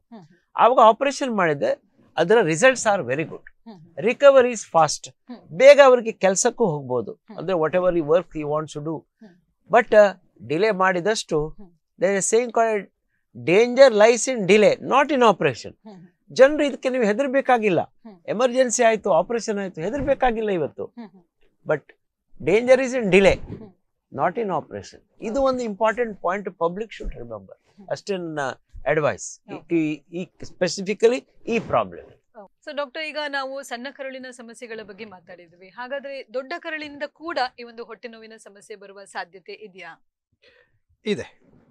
ದೊಡ್ಡ ಕರುಳಲ್ಲೂ ಸಹ ನೋವು ಬರ್ಬೋದು. ಹೊಟ್ಟೆಯಲ್ಲಿ ಏನೇನು, ಉದರದಲ್ಲಿ ಏನೇನು ಆರ್ಗನ್ಸ್ ಇದ್ದಾವೆ ಎಲ್ಲದರಿಂದನೂ ನೋವು ಬರ್ಬೋದು. ಸೊ ದೊಡ್ಡ ಕರುಳು ಅದರ ಹೊರತೇನಾಗಿಲ್ಲ. ದೊಡ್ಡ ಕರುಳಲ್ಲಿ ನೋವು ಯಾಕೆ ಬರ್ಬೋದು? ಒಂದು ಇನ್ಫೆಕ್ಷನ್ ಅಲ್ಲಿ ಪ್ಯಾರಾಸೈಟಿಕ್ ಇನ್ಫೆಕ್ಷನ್ ಇರ್ಬೋದು, ಅಥವಾ ಬ್ಯಾಕ್ಟೀರಿಯಲ್ ಇನ್ಫೆಕ್ಷನ್ ಇರ್ಬೋದು. ಇದು ಇದ್ದಾಗ ನೋವು ಬರ್ತದೆ. ಈ ನೋವು ಯೂಶಲಿ ಪೆರಿಫೆರಲ್ ಪೇನ್ ಅಂತ ಹೇಳ್ತೇವೆ. ಅಂತಂದ್ರೆ ಈ ಹೊಟ್ಟೆಯ ಹೊರವಲಯದಲ್ಲಿ ಪೆರೇಟಸ್, ಆ ಜಾಗದಲ್ಲಿ ನೋವು ಬರ್ತದೆ. ಅದ್ರ ಜೊತೆಗೆ ಯೂಶಲಿ ಡಯರಿಯಾ ಇರ್ಬೋದು, ಬೇದಿ ಅಥವಾ ಆಮಶಂಕೆ ಅಂತ ಹೇಳ್ತೇವೆ. ರಕ್ತ ಮತ್ತು ಆಮ ಜೊತೆಗೆ ಬರುವಂಥದ್ದು ಆಮಶಂಕೆ ಅಂತ ಹೇಳ್ತೇವೆ, ಅದು ಇರ್ಬೋದು. ಆವಾಗ ಅದು ಆ ನೋವು ಇರ್ತದೆ. ಅದನ್ನು ಸಹ ಡಯಾಗ್ನೋಸಿಸು ಮಲ ಪರೀಕ್ಷೆ ಮಾಡೋದ್ರಿಂದ ಗೊತ್ತಾಗ್ತದೆ. ಕೆಲವೊಮ್ಮೆ ಮಲ ಪರೀಕ್ಷೆಯಿಂದ ಗೊತ್ತಾಗೋದಿಲ್ಲ, ಕೊಲನೋಸ್ಕೋಪಿ ಅಥವಾ ಸಿಗ್ಮಾಡೋಸ್ಕೋಪಿ ಅಂತ ಮಾಡಬೇಕಾಗ್ತದೆ. ಅದು ಅಲ್ಲದೆ ಸಹ ಕೆಲವು ಟೈಮು ಡೈವರ್ಟಿಕ್ಯುಲೋಸಿಸ್ ಕೋಲೈ ಅಂತ ಹೇಳ್ತೇವೆ. ಡೈವರ್ಟಿಕ್ಯುಲೋಸಿಸ್ ಕೋಲೈ ಅಂತಂದರೆ, ಈಗ ಪುಗ್ಗೆಯಲ್ಲಿ ಗಾಳಿ ತುಂಬ್ತಾ ಹೋದಾಗ ಅದರ ವೀಕ್ ಪಾಯಿಂಟಲ್ಲಿ ಒಂದು ರೀತಿ ಹೊರಗಡೆ ಬರ್ತದೆ ನೋಡಿ. ಅದೇ ರೀತಿ ಕ್ರಾನಿಕ್ ಕಾನ್ಸ್ಟಿಪೇಷನ್ ಇರುವವರಿಗೆ, ಸದಾಕಾಲ ಮಲಬದ್ಧತೆ ಇರುವವರಿಗೆ ಮೋಷನ್ ಭಾರಿ ಗಟ್ಟಿ ಆಗ್ತದೆ. ಆವಾಗ ಪ್ರೆಷರ್ ಹೆಚ್ಚಾಗ್ತದೆ, ಕೋಲಾನಲ್ಲಿ ಗ್ಯಾಸ್ ಆಗಿ ಪ್ರೆಷರ್ ಹೆಚ್ಚಾಗ್ತದೆ. ಅಂಥವರಲ್ಲಿ ಈ ಕಾಯಿಲೆಗಳು ಕಂಡು ಬರ್ತದೆ. ಸೊ ಅದಕ್ಕೆ ಡೈವರ್ಟಿಕ್ಯುಲೋಸಿಸ್ ಕೋಲೈ ಅಂತ ಹೇಳ್ತೇವೆ. ಡೈವರ್ಟಿಕ್ಯುಲೇ ಅಂದರೆ out poaching of the colon. ಅದರೊಳಗೆ ಕೋಲಾನಲ್ಲಿ 3 ಲೇಯರ್ ಇರ್ತದೆ. ಅದರೊಳಗೆ ಒಂದು ಲೇಯರು ಲಾಂಜಿಟ್ಯೂಡಿನಲ್ ಮಸಲ್ಸ್ ಅಂತ ಹೇಳೋದು 3 ಕಡೆ ಕಾನ್ಸಂಟ್ರೇಟ್ ಆಗಿರುತ್ತೆ, ಮತ್ತು ಉಳಿದ 2 ಲೇಯರು ಎಲ್ಲ ಕಡೆ ಇರ್ತದೆ. ಈ ಪ್ರೆಷರ್ ಹೆಚ್ಚಾದಾಗ ಒಳಪದರ ಏನಿದೆ ಆ ಒಳಪದರ ಹೊರಗಡೆ ಬರ್ತದೆ ಪುಗ್ಗೆ ಹಾಗೆ. ಅದರೊಳಗೆ ಮಲ ಹೋಗಿ ಕೂತು ಇನ್ಫೆಕ್ಷನ್ ಆಗಿ ಅದಕ್ಕೆ ಡೈವರ್ಟಿಕಲೈಟಿಸ್ ಅಂತ ಹೇಳ್ತೇವೆ. ಅದೇ ಇನ್ಫೆಕ್ಷನ್ ಆಗಿ ಹೆಚ್ಚಾಗಿ ಅದು ಸ್ವಲ್ಪ ಒಡ್ಕೊಂಡು ಹೊರಗಡೆ ಎಲ್ಲ ಹೋಗಿ ಕೀವಾಗ್ಬೋದು, ಅದಕ್ಕೆ ಡೈವರ್ಟಿಕ್ಯುಲರ್ ಆಬ್ಸಸ್ ಅಂತ ಹೇಳ್ತೇವೆ. ಇದರಿಂದೆಲ್ಲ ಸೀರಿಯಸ್ ಪೇನ್ ಆಗ್ಬೋದು, ಸೀರಿಯಸ್ ಪ್ರಾಬ್ಲಮ್ ಆಗ್ಬೋದು. ಇದನ್ನು ಸರಿಯಾದ ಸಮಯದಲ್ಲಿ ಕಂಡು ಹಿಡಿದು ಅದಕ್ಕೆ ಆಪರೇಷನ್ ಮಾಡಿ ಸರಿ ಮಾಡದೆ ಹೋದರೆ ಅಥವಾ ಔಷಧಿ ಕೊಟ್ಟು ಸರಿ ಮಾಡದೆ ಹೋದರೆ ಸಾವು ಸಹ ಉಂಟಾಗ್ಲಿಕ್ಕೆ ಸಾಧ್ಯತೆಗಳು ಇರ್ತವೆ. ಅದು ಡೈವರ್ಟಿಕ್ಯುಲೈಟಿಸ್. ಇನ್ನು ದೊಡ್ಡ ಕರಳಲ್ಲಿ ಟ್ಯೂಮರ್ಗಳು ಅದು ಸಹ ಅಡಚಣೆ ಮಾಡಲಿಕ್ಕೆ ಸಾಧ್ಯತೆಗಳು ಇರ್ತವೆ. ಕರಳಿಗೆ ಅಡಚಣೆ ಮಾಡಿ ಕರಳು ಊತ ಆಗ್ತದೆ. ಇದು ಲೆಫ್ಟ್ ಸೈಡ್ ಕೋಲಾನ್ ಅಂದರೆ ಕೋಲಾನ್ ಸ್ಟಾರ್ಟ್ ಆಗೋದು right side lower abdominal appendix ಇದೆಯಲ್ಲ ಆ ಜಾಗದಿಂದ ಕೋಲಾನ್ ಸ್ಟಾರ್ಟ್ ಆಗ್ತದೆ. ಹಾಗೂ ಅದು ಪೆರಿಫೆರಿಯಲ್ಲೇ ಹೋಗ್ತದೆ. ಅದು ಹೋಗಿ ಅದು ಲೆಫ್ಟ್ ಸೈಡಿಗೆ ಹೋಗಿ ಅದರ ನಂತರ ಸಿಗ್ಮಾಯ್ಡ್ ಕೋಲಾನ್ ಅಂತ ಹೋಗಿ ಮಲದ್ವಾರಕ್ಕೆ ಬರ್ತದೆ. ಈ ಟ್ಯೂಮರ್ಗಳು ಲೆಫ್ಟ್ ಸೈಡಲ್ಲಿದ್ದರೆ ನಿಮಗೆ ಕೋಲಾನಲ್ಲಿ ಹೆಚ್ಚು ಜಾಗ ಸಿಗ್ತದೆ. ಹೆಚ್ಚಿಗೆ ಜಾಗ ಸಿಗ್ತದೆ. ಕೋಲಾನಿನ ಕೆಲಸ ಏನು ಅಂತಂದರೆ ನೀರನ್ನು ಅಬ್ಸಾರ್ಬ್ ಮಾಡೋದು, ನ್ಯೂಟ್ರಿಯೆಂಟ್ಸ್ ಅಬ್ಸಾರ್ಬ್ ಮಾಡೋದು ಸಣ್ಣ ಕರಳು ಮಾಡ್ತದೆ. ನೀರನ್ನು ಅಬ್ಸಾರ್ಬ್ ಮಾಡೋ ಅಂದರೆ ಮೋಷನ್ ಬರ್ತದಲ್ಲ, ಈ ಮಲವನ್ನು ಗಟ್ಟಿ ಮಾಡುವಂಥ ಕೆಲಸ ಏನು ಮಾಡ್ತದೆ ಅದು ದೊಡ್ಡ ಕರಳು ಮಾಡ್ತದೆ. ಹಾಗಾಗಿ ಇಲ್ಲಿ ಅಬ್ಸ್ಟ್ರಕ್ಷನ್ ಇದ್ದರೆ ಸಾಮಾನ್ಯ 1 ವಾರದವರೆಗೆ ಸಿಂಪ್ಟಮ್ಸೇ ಬರೋದಿಲ್ಲ. ಅದು ದೊಡ್ಡ ಆಗ್ತಾ ಹೋಗ್ತದೆ, ಅಲ್ಲಿ ಬಂದ ಅಕ್ಯುಮುಲೇಟ್ ಆದಂಥ ಮಲ ಎಲ್ಲ ಗಟ್ಟಿ ಆಗ್ತಾ ಹೋಗ್ತದೆ, ನೀರೆಲ್ಲ ಅಬ್ಸಾರ್ಬ್ ಆಗ್ತಾ ಹೋಗ್ತದೆ. 1 ವಾರದ ನಂತರ ಅವರಿಗೆ ಇಂಟೆಸ್ಟೈನಲ್ ಅಬ್ಸ್ಟ್ರಕ್ಷನ್ ಫೀಚರ್ಸ್ ಅಂತಂದರೆ ವಾಂತಿ ಬರೋದು, ಹೊಟ್ಟೆ ಉಬ್ಬರ ಆಗೋದು, ಅದೆಲ್ಲ ಶುರುವಾಗೋದು ಸುಮಾರು. ಅದಕ್ಕೆ ಕ್ರಾನಿಕ್ ಇಂಟೆಸ್ಟೈನಲ್ ಅಬ್ಸ್ಟ್ರಕ್ಷನ್ ಅಂತಲೂ ಸಹ ಹೇಳ್ತಾರೆ. ಅದರಿಂದ ಸಹ ಈ ನೋವು ಬರ್ಬೋದು. ಅವಾಗ ಸಿವಿಯರ್ ಪೇನ್ ಬರ್ತದೆ, ದಪ್ಪ ಆಗ್ತದೆ ಹೊಟ್ಟೆ, ಆವಾಗಲೂ ಸಹ ಡಾಕ್ಟರ್ ನೋಡಬೇಕಾಗ್ತದೆ, ಅದಕ್ಕೆ ಆಪರೇಷನ್ ಬೇಕಾಗ್ತದೆ. ಓಕೆ ಡಾಕ್ಟರ್, ಹಾಗೆ ಒಂದು ಹರ್ನಿಯದ ಸಮಸ್ಯೆ ಬಗ್ಗೆ ಹೇಳಬೇಕು ಅಂತ ಹೇಳಿದ್ರೆ ಯಾವ ರೀತಿಯಲ್ಲಿ ಮಾಹಿತಿಯನ್ನ ನೀಡ್ತೀರಾ? ಹೌದು, ಈಗ ನಮ್ಮ ಹೊಟ್ಟೆ ನೋವಿಗೆ ಎಲ್ಲ ಕಾರಣ ಸಾಧಾರಣ ನೋಡೇ ಆಯ್ತು. ಅದು ಇನ್ನೊಂದು ಕಾಮನ್ ಒಂದು ಪ್ರಾಬ್ಲಮ್ ಅಂದ್ರೆ ಹರ್ನಿ. ಅದು ನಮ್ಮ ಕೆಳಗಡೆ ಇದೆಯಲ್ಲ, ಹೊಕ್ಕಳಲ್ಲಿ ಬಂದ್ರೆ ಹರ್ನಿ ಎಲ್ಲ ಕೂಡಲೇ ಗೊತ್ತಾಗುತ್ತೆ, ಎಲ್ರಿಗೂ ಗೊತ್ತಾಗಿ ಇಲ್ಲೊಂದು ಗುಳ್ಳೆ ಬಂದಿದೆ ಅಂತ. ಹರ್ನಿ ಅಂದ್ರೆ ಏನಿಲ್ಲ, ನಮ್ಮ ಒಂದು ಗುಳ್ಳೆ ತರ ಬರೋದು, ಸ್ಪೆಷಲಿ ಅದು ಕೆಳಗಡೆ ಪೋರ್ಷನ್. ಸೊ ಇದು ಏನಾಗುತ್ತಂದ್ರೆ ನೆಗ್ಲೆಕ್ಟ್ ಮಾಡಿದಷ್ಟು ನಮ್ಮ ಹೊಟ್ಟೆ ಒಳಗಿನ ಸಣ್ಣ ಕರಳು ದೊಡ್ಡ ಕರಳು ಜಾರ್ತಾ ಹೋಗ್ತದೆ ಕೆಳಗೆ. ಜಾರ್ತಾ ಹೋಗುವಾಗ ಎಳೆದಾಗೆ ಆಗ್ತದೆ. ಎಳೆದಾಗ ಆಗುವಾಗ ಹೊಟ್ಟೆ ನೋವು ಬರ್ತದೆ. ಯಾರು ಬಂದು ನಂಗೆ ಹೊಟ್ಟೆ ನೋವು ಅಂತ ನಾವು ಹೊಟ್ಟೆ ಪರೀಕ್ಷೆ ಮಾಡಿ ಏನಿಲ್ಲಪ್ಪ ಅಂತ ಹೇಳಲಿಕ್ಕೆ ಆಗೋದಿಲ್ಲ. ಲಾಸ್ಟಿಗೆ ಅವರಿಗೊಂದು ಹರ್ನಿಯಾ ಉಂಟಂತ ಒಂದು ನಿಲ್ಲಿಸಿಬಿಟ್ಟು ಒಂದು ಚೆಕ್ ಮಾಡಿದ್ರೆ ಆಯ್ತು ಅಷ್ಟೇ. ಹರ್ನಿಯಾ ಪ್ರಾಬ್ಲಮ್ ಇದ್ದವರು ಕೂಡಲೇ ಆಪರೇಷನ್ ಮಾಡಿಸ್ಕೊಳ್ಬೇಕು. ಯಾಕಂತ ಹೇಳಿದ್ರೆ ಅದು ನೆಗ್ಲೆಕ್ಟ್ ಮಾಡಿದ್ರೆ ಇದು ಆಕ್ಚುಲಿ ಕಂಪ್ಲೀಟ್ಲಿ ಕ್ಯೂರೇಬಲ್, ಆದ್ರೆ ಅದು ನೆಗ್ಲೆಕ್ಟ್ ಮಾಡಿದ್ರೆ ಅದು ಖಂಡಿತವಾಗಿ ಸೀರಿಯಸ್ ಆಗ್ತದೆ. ಅದು ಇಂಪಾರ್ಟೆಂಟ್. ಹಾಗೆ ಒಂದು ಕಿಡ್ನಿಯ ಸಮಸ್ಯೆ ಬಗ್ಗೆ ಹೇಳೋದಾದ್ರೆ ಡಾಕ್ಟರ್ ಯಾವ ರೀತಿಯ ಮಾಹಿತಿಯನ್ನು ನಮ್ಮ ವೀಕ್ಷಕರಿಗೆ ನೀಡಬಹುದು? ಆ ಕಿಡ್ನಿಯಿಂದ ನೋವು ಸಿವಿಯರ್ ಪೇನ್ ಆಗ್ಲಿಕ್ಕೆ ಸಾಧ್ಯತೆಗಳಿರ್ತವೆ. ನಾನಾ ಕಾರಣಗಳು. ಮೋಸ್ಟ್ ಕಾಮನ್ ಅಂತಂದ್ರೆ ಸ್ಟೋನ್ಸ್, ಕಲ್ಲುಗಳು. ಅದು ಕಿಡ್ನಿಯಲ್ಲಿ ಪ್ರೊಡ್ಯೂಸ್ ಆಗ್ತದೆ, ಅದು ಕೆಳಗೆ ಮೈಗ್ರೇಟ್ ಆಗ್ತದೆ, ಕೆಳಗಡೆ ಬರ್ತದೆ ಮೂತ್ರ ಬಳ್ಳಿಯ ಮೂಲಕ. ಅದು ಮೂತ್ರ ಬಳ್ಳಿಗೆ ಬಂದಾಗ ಆ ಕಿಡ್ನಿ ಮತ್ತು ಮೂತ್ರ ಬಳ್ಳಿಯ ಜಂಕ್ಷನ್ ಅಲ್ಲಿ ಬಂದು ಕೂತ್ಕೊಂಡ್ರು ಸಹ ಸಿವಿಯರ್ ಪೇನ್ ಇರ್ತದೆ. ಅದು ಹಿಂದೆ ಬ್ಯಾಕಿನ ಮಧ್ಯಭಾಗದಲ್ಲಿ ನೋವು ಬರ್ತದೆ, ಹಾಗೂ ಎದುರು ಸಹ ನೋವು ಬರ್ಬೋದು. ಕೆಲವೊಮ್ಮೆ ಈ ನೋವು ಇಲ್ಲಿ ಹಿಂದೆ ಶುರುವಾಗಿ ಬ್ಯಾಕಿನ ರೈಟ್ ಸೈಡ್ ಒಂದು ಮಧ್ಯಭಾಗದಲ್ಲಿ ಶುರುವಾಗಿ ಸೀದಾ ಕೆಳಗಡೆ ಹೋಗಿ ಸ್ಕ್ರೋಟಮ್ ಹತ್ರ ಹೋಗ್ಬೋದು, ಅಥವಾ ತೊಡೆಯ ಒಳಭಾಗದಲ್ಲಿ ಹೋಗ್ಬೋದು. ಇದು ಸಿವಿಯರ್ ಪೇನು ಹೋಗ್ಬೋದು. ಇದಕ್ಕೆ ಯುರೆಟ್ರಿಕ್ ಕೋಲಿಕ್ ಅಂತ ಹೇಳ್ತೇವೆ. ಅಂದರೆ ಕರೆಂಟ್ ಹೋದಂಗೆ ಹೋಗ್ತದೆ. ಇಲ್ಲಿ ಶುರುವಾಗಿ ಬೆನ್ನ ಹಿಂದೆ ಶುರುವಾಗಿ ಅದು ಲಾಯಿನ್ ಟು ಗ್ರಾಯಿನ್ ಅಂತ ಹೇಳ್ತೇವೆ. Pain from loin to groin ಅಂತ ಹೇಳ್ತೇವೆ. Severe colicky pain, intermittent. ಅವನಿಗೆ ಕೂತ್ಕೊಳ್ಳಿಕ್ಕಾಗೋದಿಲ್ಲ, ನಿಂತ್ಕೊಳ್ಳಿಕ್ಕಾಗೋದಿಲ್ಲ, ಒದ್ದಾಡ್ತಾನೆ, ಅಲ್ಲಿ ಬಿಲಿ ಬಿಲಿ ಇದು ಮಾಡ್ತಾನೆ, ಯಾವುದು ಮಾಡ್ಲಿಕ್ಕಾಗೋದಿಲ್ಲ. ಅಂಥ ನೋವು ಬರುವಂಥದ್ದು ಈ ಕಿಡ್ನಿ ಸ್ಟೋನಿಂದ. ಅದು ಬಿಟ್ಟರೆ ಡಲ್ ಏಕಿಂಗ್ ಪೇನ್ ಇನ್ಫೆಕ್ಷನ್ ಅಲ್ಲಿ ಇರ್ಬೋದು, ಅದ್ರ ಜೊತೆಗೆ ಜ್ವರ ಇರ್ಬೋದು, ಮೂತ್ರದಲ್ಲಿ ಇನ್ಫೆಕ್ಷನ್ ಇದ್ದರೆ ಮೂತ್ರ ಮಾಡುವಾಗ ಉರಿ ಇರ್ಬೋದು. ಈ ಎಲ್ಲ ಕಾರಣಗಳಿಂದ ನೋವು ಬರ್ತದೆ. ಸೊ ಅಬ್ಸ್ಟ್ರಕ್ಷನ್ ಇದ್ದರೆ ಸಿವಿಯರ್ ಪೇನ್ ಇರ್ತದೆ, ಅಬ್ಸ್ಟ್ರಕ್ಷನ್ ಇಲ್ಲದೆ ಹೋದರೆ ಡಲ್ ಏಕಿಂಗ್ ಪೇನ್ ಇರ್ತದೆ. ಹಾಗಾದ್ರೆ ಅಂದ್ರೆ ಹೊಟ್ಟೆ ನೋವು ಅಂತ ಹೇಳಿದ್ರೆ ಅದೊಂದು ಸಾಮಾನ್ಯವಾದ ಸಾಧಾರಣ ಸಮಸ್ಯೆ ಅಲ್ಲ, ಇದರಲ್ಲೂ ಕೂಡ ಬಹಳಷ್ಟು ಸಮಸ್ಯೆ ಇದೆ. ಎಲ್ಲಿಯಾದ್ರೂ ನಾವು ಇದನ್ನ ನಿರ್ಲಕ್ಷಿಸಿದ್ರೆ ಖಂಡಿತವಾಗಿ ಗಾಂಭೀರ್ಯದ ಸಮಸ್ಯೆಗೆ ನಾವು ನಮ್ಮನ್ನ ಒಡ್ಡಿಕೊಳ್ಬೇಕಾಗ್ತದೆ ಅಂತ ಹೇಳುವಂತಹ ಬಹಳಷ್ಟು ವಿಷಯಗಳನ್ನ ಮಾಹಿತಿಯನ್ನ ಕೊಟ್ಟಿದ್ದೀರಾ. ಇನ್ನೊಂದು ಮುಖ್ಯವಾದ ಪ್ರಶ್ನೆ, ನಾವೀಗ ಈ ಎಲ್ಲಾ ವಿಷಯಗಳನ್ನ ಜನರಿಗೆ ನಾವು ಕೇಳಬೇಕು ಅಂತ ಹೇಳುವಾಗ ಜನರಲ್ಲಿ ಒಂದು ಜಾಗೃತಿಯನ್ನ ಮೂಡಿಸ್ಲಿಕ್ಕೆ ESI ಇಂದ ಯಾವೆಲ್ಲ ಕೆಲಸ ಆಗ್ತದೆ, ಯಾಕಂದ್ರೆ ನಿಮ್ಮ ಒಂದು ಅಸೋಸಿಯೇಷನ್ ಬಗ್ಗೆ ನಮ್ಮ ಜನರಿಗೆ ಯಾವ ರೀತಿಯ ಮಾಹಿತಿಯನ್ನ ನೀವು ನೀಡ್ತೀರಾ? ನಾವು ಇಬ್ರು association of surgeons of India Karnataka state chapter of surgeons ಅಂತ ಹೇಳ್ತೀವಿ, ಅಲ್ಲಿಂದ ಬಂದು ನಾನು ಇವರ ಸ್ಟೇಟ್ ಲೆವೆಲ್ ಅಲ್ಲಿ ನಾನು ಅಧ್ಯಕ್ಷ ಚೇರ್ಮನ್ ಅಂತ ಹೇಳ್ತಾರೆ. ಇವರು ಉಡುಪಿಯ ನಮ್ಮ ಸಿಟಿ ಬ್ರಾಂಚ್ ಅಂತಲ್ಲಿ ಅದರಲ್ಲಿ ಪ್ರೆಸಿಡೆಂಟ್ ಆಗಿ. ಈಗ ಲಾಸ್ಟ್ ಒಂದು ವಾರದಿಂದ, ಲಾಸ್ಟ್ ಶನಿವಾರದಿಂದ ಆದಿತ್ಯ ವಾರದವರೆಗೆ ಆಲ್ಮೋಸ್ಟ್ 8 days ಅಂತ ಹೇಳ್ತೀವಿ. ಅದ್ರಲ್ಲಿ ಕೂಡ ಇಂಟರ್ನ್ಯಾಷನಲ್ ಸರ್ಜನ್ಸ್ ಡೇ ಅಂತ ಸೆಲೆಬ್ರೇಷನ್ ಕೂಡ ಆಯ್ತು. ಈ ಒಂದು ವಾರದ ಟೈಮಲ್ಲಿ ಆಲ್ ಓವರ್ ಇಂಡಿಯಾದಲ್ಲಿ ಬ್ಲಡ್ ಡೊನೇಷನ್ ಕ್ಯಾಂಪ್ಸ್ ಎಲ್ಲ ಆಗಿದೆ.